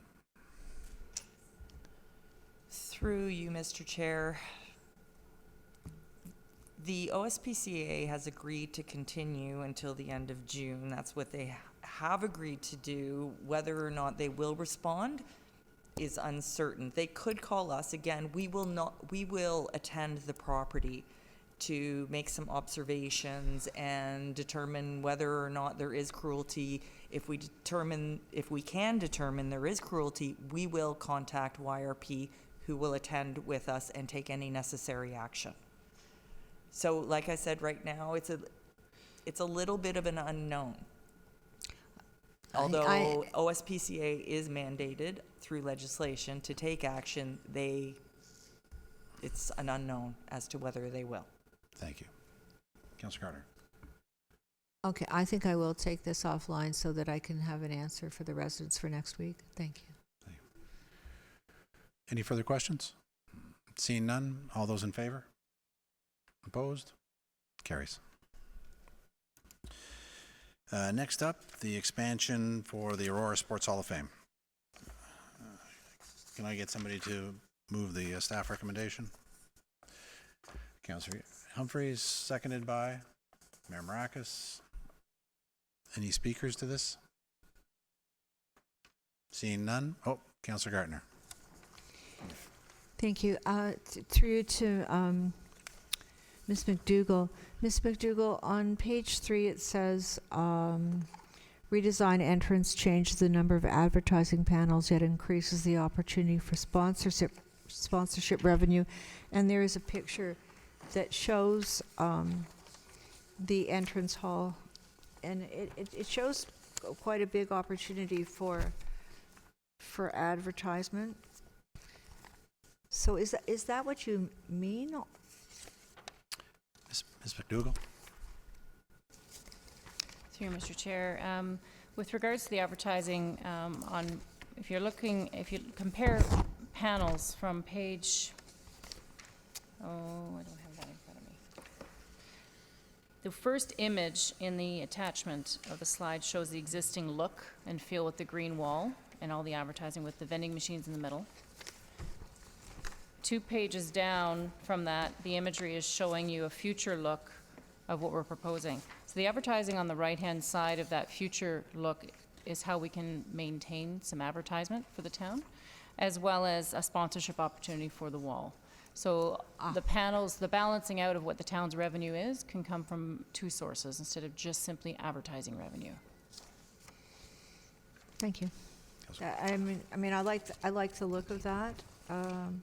I think you're right. At the front entrance, I mean, it doesn't look that good, and I think this will make it look better, as long as we maintain the right to try and get some money to help offset costs. Thanks.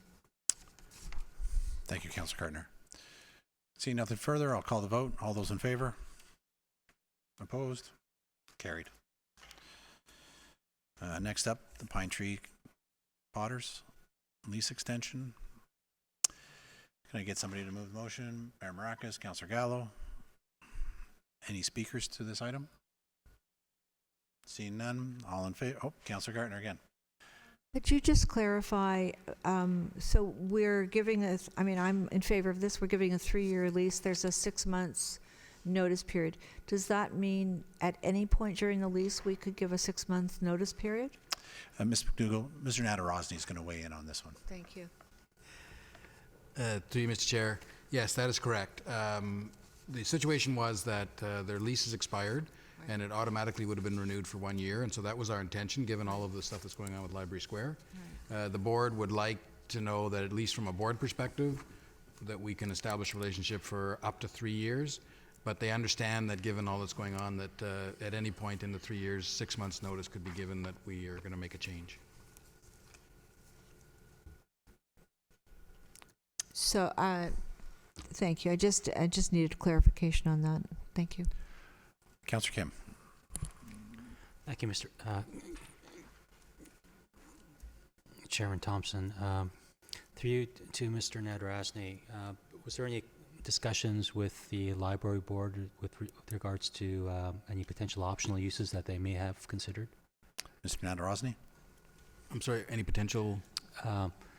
Optional uses that they may have considered, and perhaps they may have had a use for it a year down the road, or has there been any discussion? So, through you, Mr. Chair, the library has considered whether they would like to use that space for part of their operation. That my understanding is, though, that they're going to do a space needs assessment and come up with a more formal plan about any future expansion or reallocation within the library itself. So, in a formal way, if they did need that space, they would have to come to us as the landlord and ask for that space to come available, and that would, of course, be brought to council. Councillor Kim? Thank you. And well, I think that's good. Thank you. Councillor Gardner, I see it coming on and off. Did you want to speak a second time? And we have a difficult job. We've got the Pine Tree Potters that need the space, and I was sat on the library board, and as those councillors sitting on the library board know, the library needs more space and really would like to have the basement. So how can you figure out who needs it the most. So from what you're saying, Mr. Nadarozny, they're going to do a space analysis? Because I'm sure they've done one. Mr. Nadarozny? Through you, Mr. Chair, perhaps someone who's on the board would know better, but I believe this came to the library board and they just want to do a space utility or space optimization study.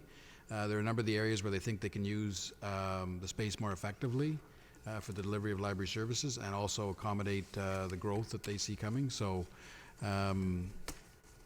that's supposed to be a study that's going to look at the whole building. And so my reference to that was that it's not anticipated that they would make any request for additional space from the Pine Street Potters until that overall building plan was complete.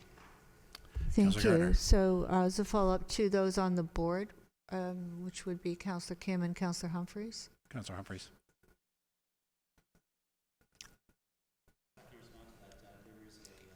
Space, usage study, and we anticipate that coming back to the board later this year. Councillor Gardner, can you address your questions through the chair? Through you, Mr. Chair, does the library know about this? Did the library have a chance to weigh in? Did we make the decision? Mr. Nadarozny, is And the library because I aware of know this? it's a hot topic in the library. Through you, Mr. Chair, I did consult with the CEO of the library and he's in support of this approach. Okay, thank you. Seeing no further questions, all those in favor? Opposed? It carries. Next up is the renaming of the park. Would someone care to put this motion forward? Councillor Gilliland, Councillor Kim. Any speakers to the renaming of this park? Seeing none, all those in favor? Carried. R7. Would somebody like to move this motion? Councillor Gilliland again, she's quick. Councillor Gardner. Councillor Gardner, would you like to speak to it? I'm not exactly speaking to the motion. I'm speaking, I guess, to council and to staff. This R7 and R8 comprise 113 pages, 226 pages, 113. We're using double-sided. It went to the Heritage Advisory Committee meeting. It was deferred. It came back. They got the entire report again. And here we are sitting with the entire report. I doubt if anybody at this table has read the report. I haven't. Adam Robb is our heritage planner. I'm assuming that the recommendations are coming from the Heritage Advisory Committee. But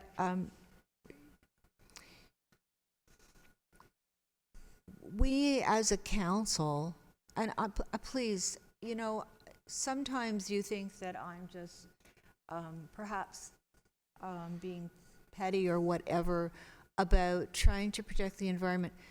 Really, as a council, do we need to have more than 300 pages for one report? This could have been easily online as referenced at the back of the report with just the first few pages.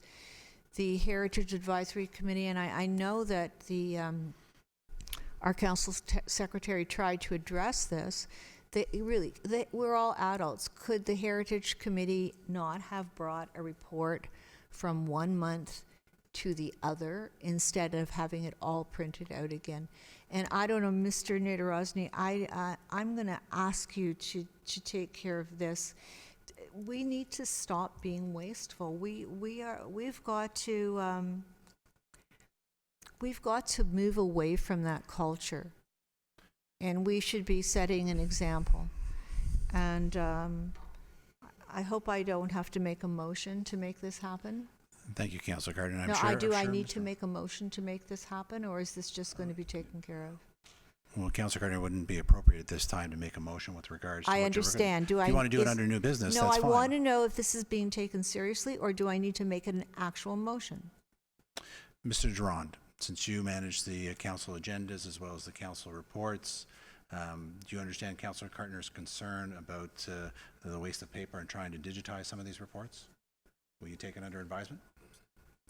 It's not only the digitizing, it's also reproducing a report from one month to the other. That should be our mandate. We don't do that. I think staff have heard that loud and clear. Thank you very much. Mayor Maracas. Councillor Gallo. Just as a suggestion, I've informed staff that I don't want the council agendas. I get them online. I bring my iPad, and if I choose to print something, I do, but I've gone completely digital, and I don't have any council agendas printed for me. It's just a suggestion. I know you do have, you do maybe some of them, or I'm not sure how to address it. If you do want them printed, how to address it. And I think I agree with, from one week to another, if it's a heavy agenda, we can make that call to the members and say, bring your agenda from last week. I think that makes a lot of sense. I appreciate the feedback, Councillor Gallo. Speaking strictly to the motion in front of us and not with regards to the size of the reports. Seeing nothing further. All those in favor? Councillor Gardner, speaking to the report. I'd like to know, I don't know who can answer this. The condition, page 1, number 2B, the owner is tasked with removing a stained glass window and all woodwork from the main interior staircase. So I would like to know where this is going to be stored or used. Maybe. Mr. Waters, are you able to speak to the stained glass window? Through you, Mr. Chairman. My understanding is in the past, these types of features have been stored at the JOC. I can't confirm whether that will be the case for these features here, but I will certainly speak to Mr. Downey and see if we can arrange something. Would you be able to come back next week with a more definitive answer? Absolutely, Mr. Chairman. Thank you. Thanks. Councillor Humphreys. Mr. Chair, to Wendy's question, I actually brought up at the last meeting, where are we keeping our salvaged issues, because we have a salvage items, because we have a salvage program. I know that we lost some space when we got rid of the library in preparation for Library Square, so we're going to need to find out where all the salvage items are and what the program is. So we need to think about that for sure, because we do need to keep these items somewhere for reuse when we can. So I will follow up as well. Thank you. See no further questions. All those in favor? Opposed? Carried. R8. Would someone care to put the motion on the floor? Councillor Gallo. Seconded by Councillor Gilliland. Any speakers to the motion? Councillor Gardner. Thank you, Mr. Chair. We've discussed this property and premature demolition. So I would like to know, I think in not only my opinion, a hefty fine should be levied against developers that do this so that it doesn't become a standard practice. I think this was discussed at the Heritage Committee. I don't know what the results, I think it was actually discussed at this council table as well. I don't know what the result is. Mr. Waters, are you able to speak to this issue? Yes, Mr. Chairman. Through you, you're quite correct. There was a previous report that was for the two-story dwelling that was on the property. It was illegally demolished before the 60-day period. And we are working internally to come back with a report to you. I'm working with legal and with our chief building officer to come back with an approach for dealing with these illegal demolitions. Thank you, Mr. Waters. Councillor Gardner, anything further? And is it within, yes, that's fine. Thank you very much. I appreciate you doing that. No further questions. All those in favor? Opposed? Carried. Last item is C3, the planning application status list. Can I get a motion to receive it?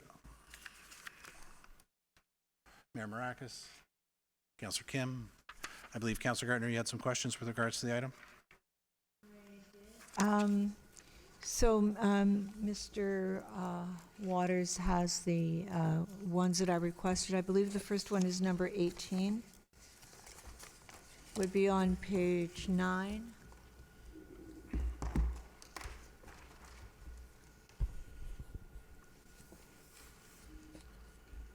Your question, Councillor Gardner? Well,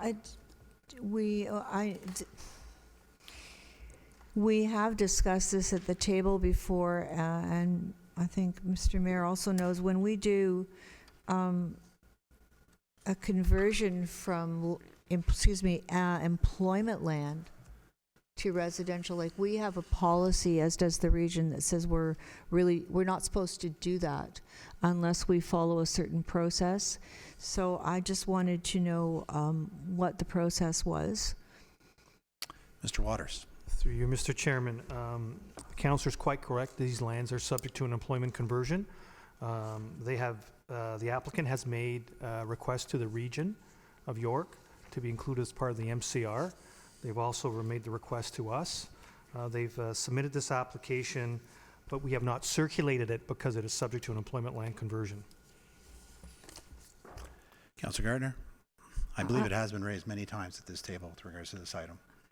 Do you have any Thank further you, but questions? I'm asking this because it's on our planning pending list, and I think we Since should. 2017, I might know. That's right, but it remains the same. It doesn't say what the process is or when we're going to do it, and this is a really serious thing to take employment land offline, because that brings money and jobs to us.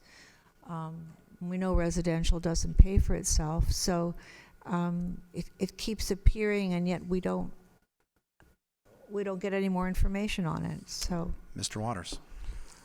Through you, Mr. Chairman, under the Planning Act, anybody has a right to file a planning application. This list is intended to provide an inventory of the applications that we have that are active, that have not been closed. So it really doesn't have that level of detail that you're looking for. The municipal comprehensive review process does take time. It's a 2 to 3 year process at the minimum, and that process is underway now. And actually, at the May 21st GC, we have York's Planning Commissioner coming to give us a status update on their MCR and the employment land conversions that have been submitted. Thank you, Mr. Waters. Councillor Gardner. thank you. That could have been in. I'm not trying to find fault with you, sir. You're new, but I mean that could have been on the list. It just could have been an update so that we know what's going on with this property. Anyway, I might also add, you could have just contacted Mr. Waters. no, ahead but of you time. know what? These are public. This is for public information. You would have been It's fine not to state just for it. council to know certain things. So we are in a public meeting, and I would like to know, and believe it or not, there are a lot of members of the public who don't want to convert employment land to residential, so they're interested. Councillor Gardner, I'm not saying you can't speak to it. I'm just saying you could have asked the question in advance.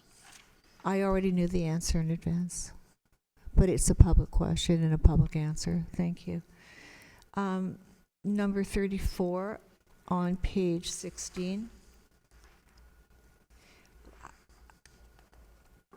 Could you just give an update on this? Because there are residents who are on the Tyler area who are quite concerned about this. They've been concerned about it for a long time, and it goes back a long time. Well, I think council had a show and tell at that site maybe 4 years ago. I don't even know if you were on council, Mayor Marakis. So could you just give us an update here, because we're dealing with a brownfield? Mr. Waters, is there anything more to add other than the fact that it's a hearing is scheduled at LPAT in a few months? Through you, Mr. Chairman, you're quite correct. That's what the description says. I do have some updated information.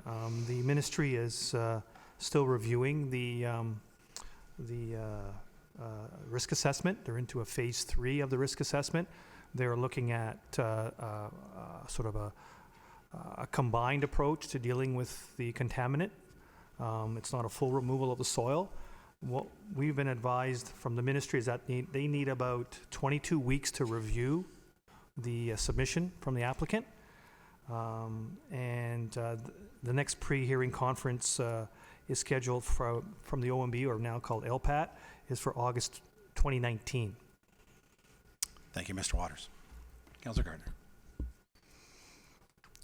Thank you. Could you just say to the public what a pre-hearing conference is? Mr. Waters.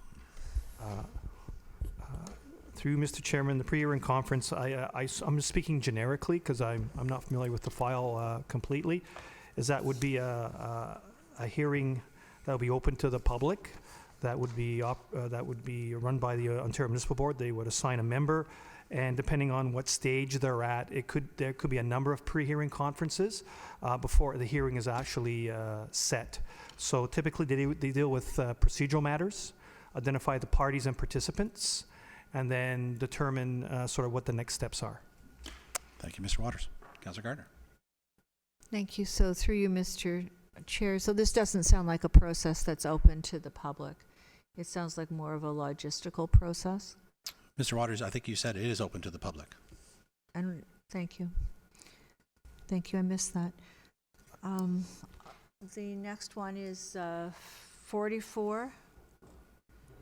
Oh, we just did 44, sorry. Is 46.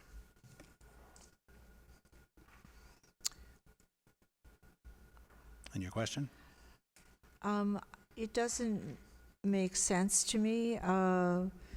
Site plan, it says on the status, site plan application approved by General Committee on March 4th. So we've already approved the site plan, and the next line says revised plans received and circulated. I just want to know how that came about. Through you, Mr. Chairman, Waters. It's my understanding that the applicant no longer wants to pursue the residential component of the development. They are going to be providing for all commercial, that is office space, and they are going to have to revise their site plan accordingly. Councillor Gardner. Thank you. Any other further questions? Seeing none, all those in favor? Opposed? Carried. Council, that brings to the conclusion the agenda portion of our meeting. New business. May I start with you, Councillor Gallo? None? Mayor Maracas? Actually, I have a couple. Thank you, Mr. Chair.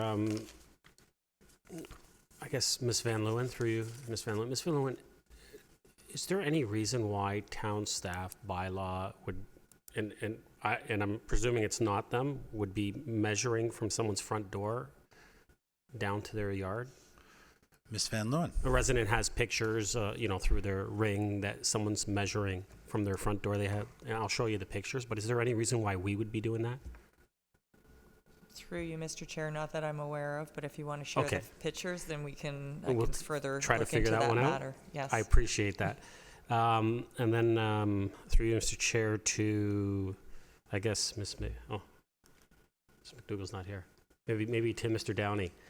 Mr. Downey, Ada Johnson Park, the playground equipment, the tunnel is boarded up, and I'm just, residents are wondering when it will be reopened. Mr. Downey. To you, Mr. Chair, I haven't got an answer to that, but I will, and we'll report back to you and the members of council. Appreciate that. And then finally, Mr. Chair, the province announced a new bill that they're putting forward, Bill 108, called More Choices, More Homes. I'm not going to go into what I think about them naming it, but, back in 2016, 17 elected officials from across the province got together. We worked hard. We brought forward recommendations that ended up changing legislation and the abolishment of the OMB. And we had a new system brought forward, LPAT. Now, under this new bill, what's being proposed is to revert back to the OMB under the guise of more supply, which would create more affordable housing. The bill isn't just about returning back to the OMB. When you look at it, I think a lot of people just don't understand how lowering protections for endangered species, lowering development charges and capping them, removing protections to heritage properties, how that creates affordable housing. So the OMB working group got back together quickly. We made some calls, made some emails. We headed down to Toronto the other day. We had a press conference. We made it be known that we're not going to sit down and take this lightly. At the end of the day, it seems that a for-profit driven industry is driving legislation within this province. And we're going to work hard. We're going to be putting forward a motion. So with council's indulgence, next week I will be asking for a waiver of procedure to put forward a motion due to the fact that there is some time sensitivity to this issue. We only have 30 days to respond to the province. Councillor Thompson, you know how much work we had to go through to email everyone throughout the province. So the same thing is occurring right now. And at the end of the day, we as elected officials need to ensure that we have the authority to uphold our official plans and put forward the vision of how our communities grow. And that's what we fought so hard for. And this bill will destroy all of that. And I'm hoping that the minister, I've put out the call for him to sit down with us and have those discussions and work together so we can ensure that we can create planning for the people, not planning for profit. So I'm looking forward to us standing together again right across the province and affect change once again. Well said. Councillor Gardner. Thank you. I would like to congratulate the mayor on getting onto this so quickly, and this is very important. I spoke about this in my first speech in 2003, and you finally did something about it. So this is not good news, and I look forward to next week. I'd like to know the creek behind Sunrise retirement home and then the condo across the street. It's got big amounts of garbage in it, and there's an empty oil drum sitting by the side, not in the water. So whose responsibility is it to clean this up? Is it the towns? Is it the developers? It's really, I have not seen it personally, but I'm told it's really looking bad and very disrespectful. So who wants it? I'm looking around and seeing which director would like to weigh in on this issue. Mr. Downey. Thank you, Mr. Downey. So we could find out who owns it. That's the first thing. Because you. it would be the property owner. If it was the property owner, then be a property standards issue, and bylaw would take care of it as a property standards issue. If it is not owned by them and owned by perhaps ourselves, then it would be us who would go in and clean it up. If it's under the jurisdiction of the Conservation Authority, then the Conservation Authority would be involved. So we would have to find out what jurisdiction it's under and then act appropriately. Thank you. Just as a follow-up, if there's a lot of stuff in the creek as well, so who takes care of the creek? I'm sorry, there's a lot of Garbage, I think, in the creek? garbage within the creek? Yeah, and that's what my understanding was from your statement. So we would have, it would depend on whether you owned that property, and then you would have to clean it up. I didn't know you could own the creek. Oh, absolutely. Okay, and the third one is, again, from some residents. They want to know when council is going to be going back to the issue of the train whistling. Mr. Nadarosny.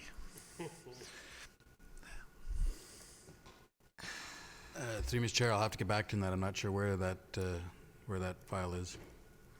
For next week? Or perhaps you can email council. No, I'm asking on behalf of the residents in public so we can get But the he answer doesn't have next an answer. week. Next week's fine. Yeah. Councillor Kim. Councillor Humphreys. Sure? I thought so. Actually, I have two. I'm going to try. Just really quickly to reiterate, Mayor Marakis, thank you for stepping up on our behalf and the province that we need this. And I'm so excited that you are going to be bringing forward a motion that we are going to, I know, endorse and have other municipalities quickly endorse as well, and have that same message come across the way yourself and Councillor Thompson did last term to make this happen. And I believe with that type of support behind your initiatives, we're going to be able to be successful again. I believe it. I barged my way in on Monday with yourself, sorry, but I came off vacation early because I lost sleep over this one. Really worried and really concerned. And I really do hope that this effort will get us back on track the way it needs to be. There was one other thing I had, and now I've forgotten. It came in and went. So next meeting. Thank you. Councillor Gilliland. Thank you. I have a few things, if you're okay. First thing, I want to also congratulate Mayor Marakis and Councillor Humphreys for reacting so quickly and going down there. Like, unbelievable. And the press conference is great. So that's fantastic. I have a couple things. I'll start with the actually congratulating and thanking the three families that went out to one of the creeks at Murray and Kennedy, Casey, Jessica, and Lisa, who took their family on a Sunday morning and cleaned out a ravine. There must have been, I'm going to say, I don't know, 12 to 18 bags of garbage, including a tricycle and a Rubbermaid bin. I had gone down there and they were pretty busy, and I'd helped them out for 45 minutes, but boy, they spent a lot of time down there. So my question to Mr. Downey is this something that maybe we could add to that cleanup day map? Is this town property? Mr. Downey? Through you, Mr. Chair, I'm not sure. We'd have to check the ownership of whether that is a town property or not, but certainly it is something that could be added to a cleanup day. We appreciate the work they did, and we picked the bags up on Monday. Thank you very much. Also, a question from the same residents that were there volunteering. They had noticed that garbage can at the corner has been removed. And I believe that was because of, I'm not certain, but from what I believe was safety because of the construction going on, there was no trail. But the residents are kind of upset because there is no place to actually put garbage within a 2-kilometer radius around that school. Is there a way that we could put a garbage can back or in some vicinity, that neighborhood? Mr. Downey? Through you, this is in Murray Kennedy area. Mm. Yeah, so the garbage can was removed under my direction. It was being filled with dog waste, and we were having difficulty emptying that garbage can because it was so heavy. Dog waste is for the green bin, not for garbage cans. We have posted signs on the garbage can indicating that. The residents continue to use it for that purpose. We have reached out to Bylaw. They are doing a pause at the SARC, if you recall. I think it's this weekend. And they are going to be reinforcing the message that people who have take their pets and pick up their waste, they should take it home and put it in a green bin as opposed to put it into a municipal garbage can. So we are concerned that if we put it back, they will go back to the same process of filling the garbage can, and we would then have to remove it again. Okay, I still think we need a garbage can there, and it's unfortunate that it's gotten to that point. I think we spend a lot of time trying to educate society to pick up their garbage, their doggies, seconds, and actually put it in the garbage versus putting a bag and hanging it in a tree or putting it in someone's yard. The fact that they're picking it up and putting it somewhere, I think, is a much better situation than having it on someone's front lawn. I don't know if it's a matter of the kind of garbage can that we put or if we provide a green bin. I don't know what the solution is, but I'd like to continue this conversation further offline. Thanks. Okay. Sorry. Anything further? Pardon me? Any more? Yes. All right. So many of you know that the Community Advisory Committee had amalgamated to a bunch of Mayor different a bunch of different committees. And during that time, we just had our first meeting, and unfortunately, one of the people who were elected had to resign from the committee due to personal scheduling reasons and conflicts. And this person had a pretty good, strong knowledge of a basis of a part of that committee. And in doing so, I think it's in our best interest to consider refilling that position. And I'd like to kind of do it quickly because we're about to have our second meeting. And I think it would be really valuable for us to maybe have staff bring this to a closed session meeting so we can review the applications that were already received to the Community Advisory Committee versus going back out for applications, and then that way we can expedite the process. So I guess what I'm asking is if we can, bypass the current bylaw procedure. You're looking to put forward a motion. Yes. The council will go into closed session next week, and you're asking council to waive the procedural bylaw. That's correct. So that they can consider that motion next week. That's correct. Yes. Oh, the motion will be dealt with. Correct. Correct. Typically, in the past, when members of council have asked for the waiver of procedural bylaw to deal with a notice of motion, they've expanded a little bit on whether it's time sensitive or not. Would you mind speaking why you need to go this route as opposed to just the normal process? Yeah, absolutely. We are a very large committee. We've just had our first meeting. It's very preliminary. Because we've amalgamated, we've got a lot of separate people who have been elected specifically in those areas. And because we've kind of lost a bit of maybe some of the strength in that side of the committee, moving forward, it would be really beneficial for us to have somebody inaugurated into that committee prior to our next meeting in June 20th, just so we have some consistency moving forward. Thank you very much. The motion to waive the procedural bylaw? That's fine.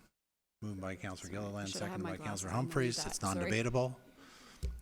All those in favor of waiving the procedural bylaw? It's not debatable. Sorry? Okay. All those in favor of waiving the procedural bylaw? Carried. Thank you. Anything further? I actually do have one more thing. Okay. It's a busy night, sorry. I wanted to get an update on the retail location on Bursey Street.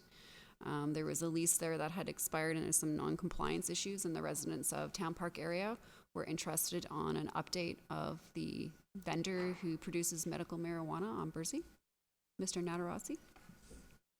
Are you able to answer? Through you, Mr. Chair, I did take that piece of work back from my my trip to the annual meeting of the Town Park Ratepayers Association, and I have had a couple of conversations. We're still working on getting a full answer to the current status of that business.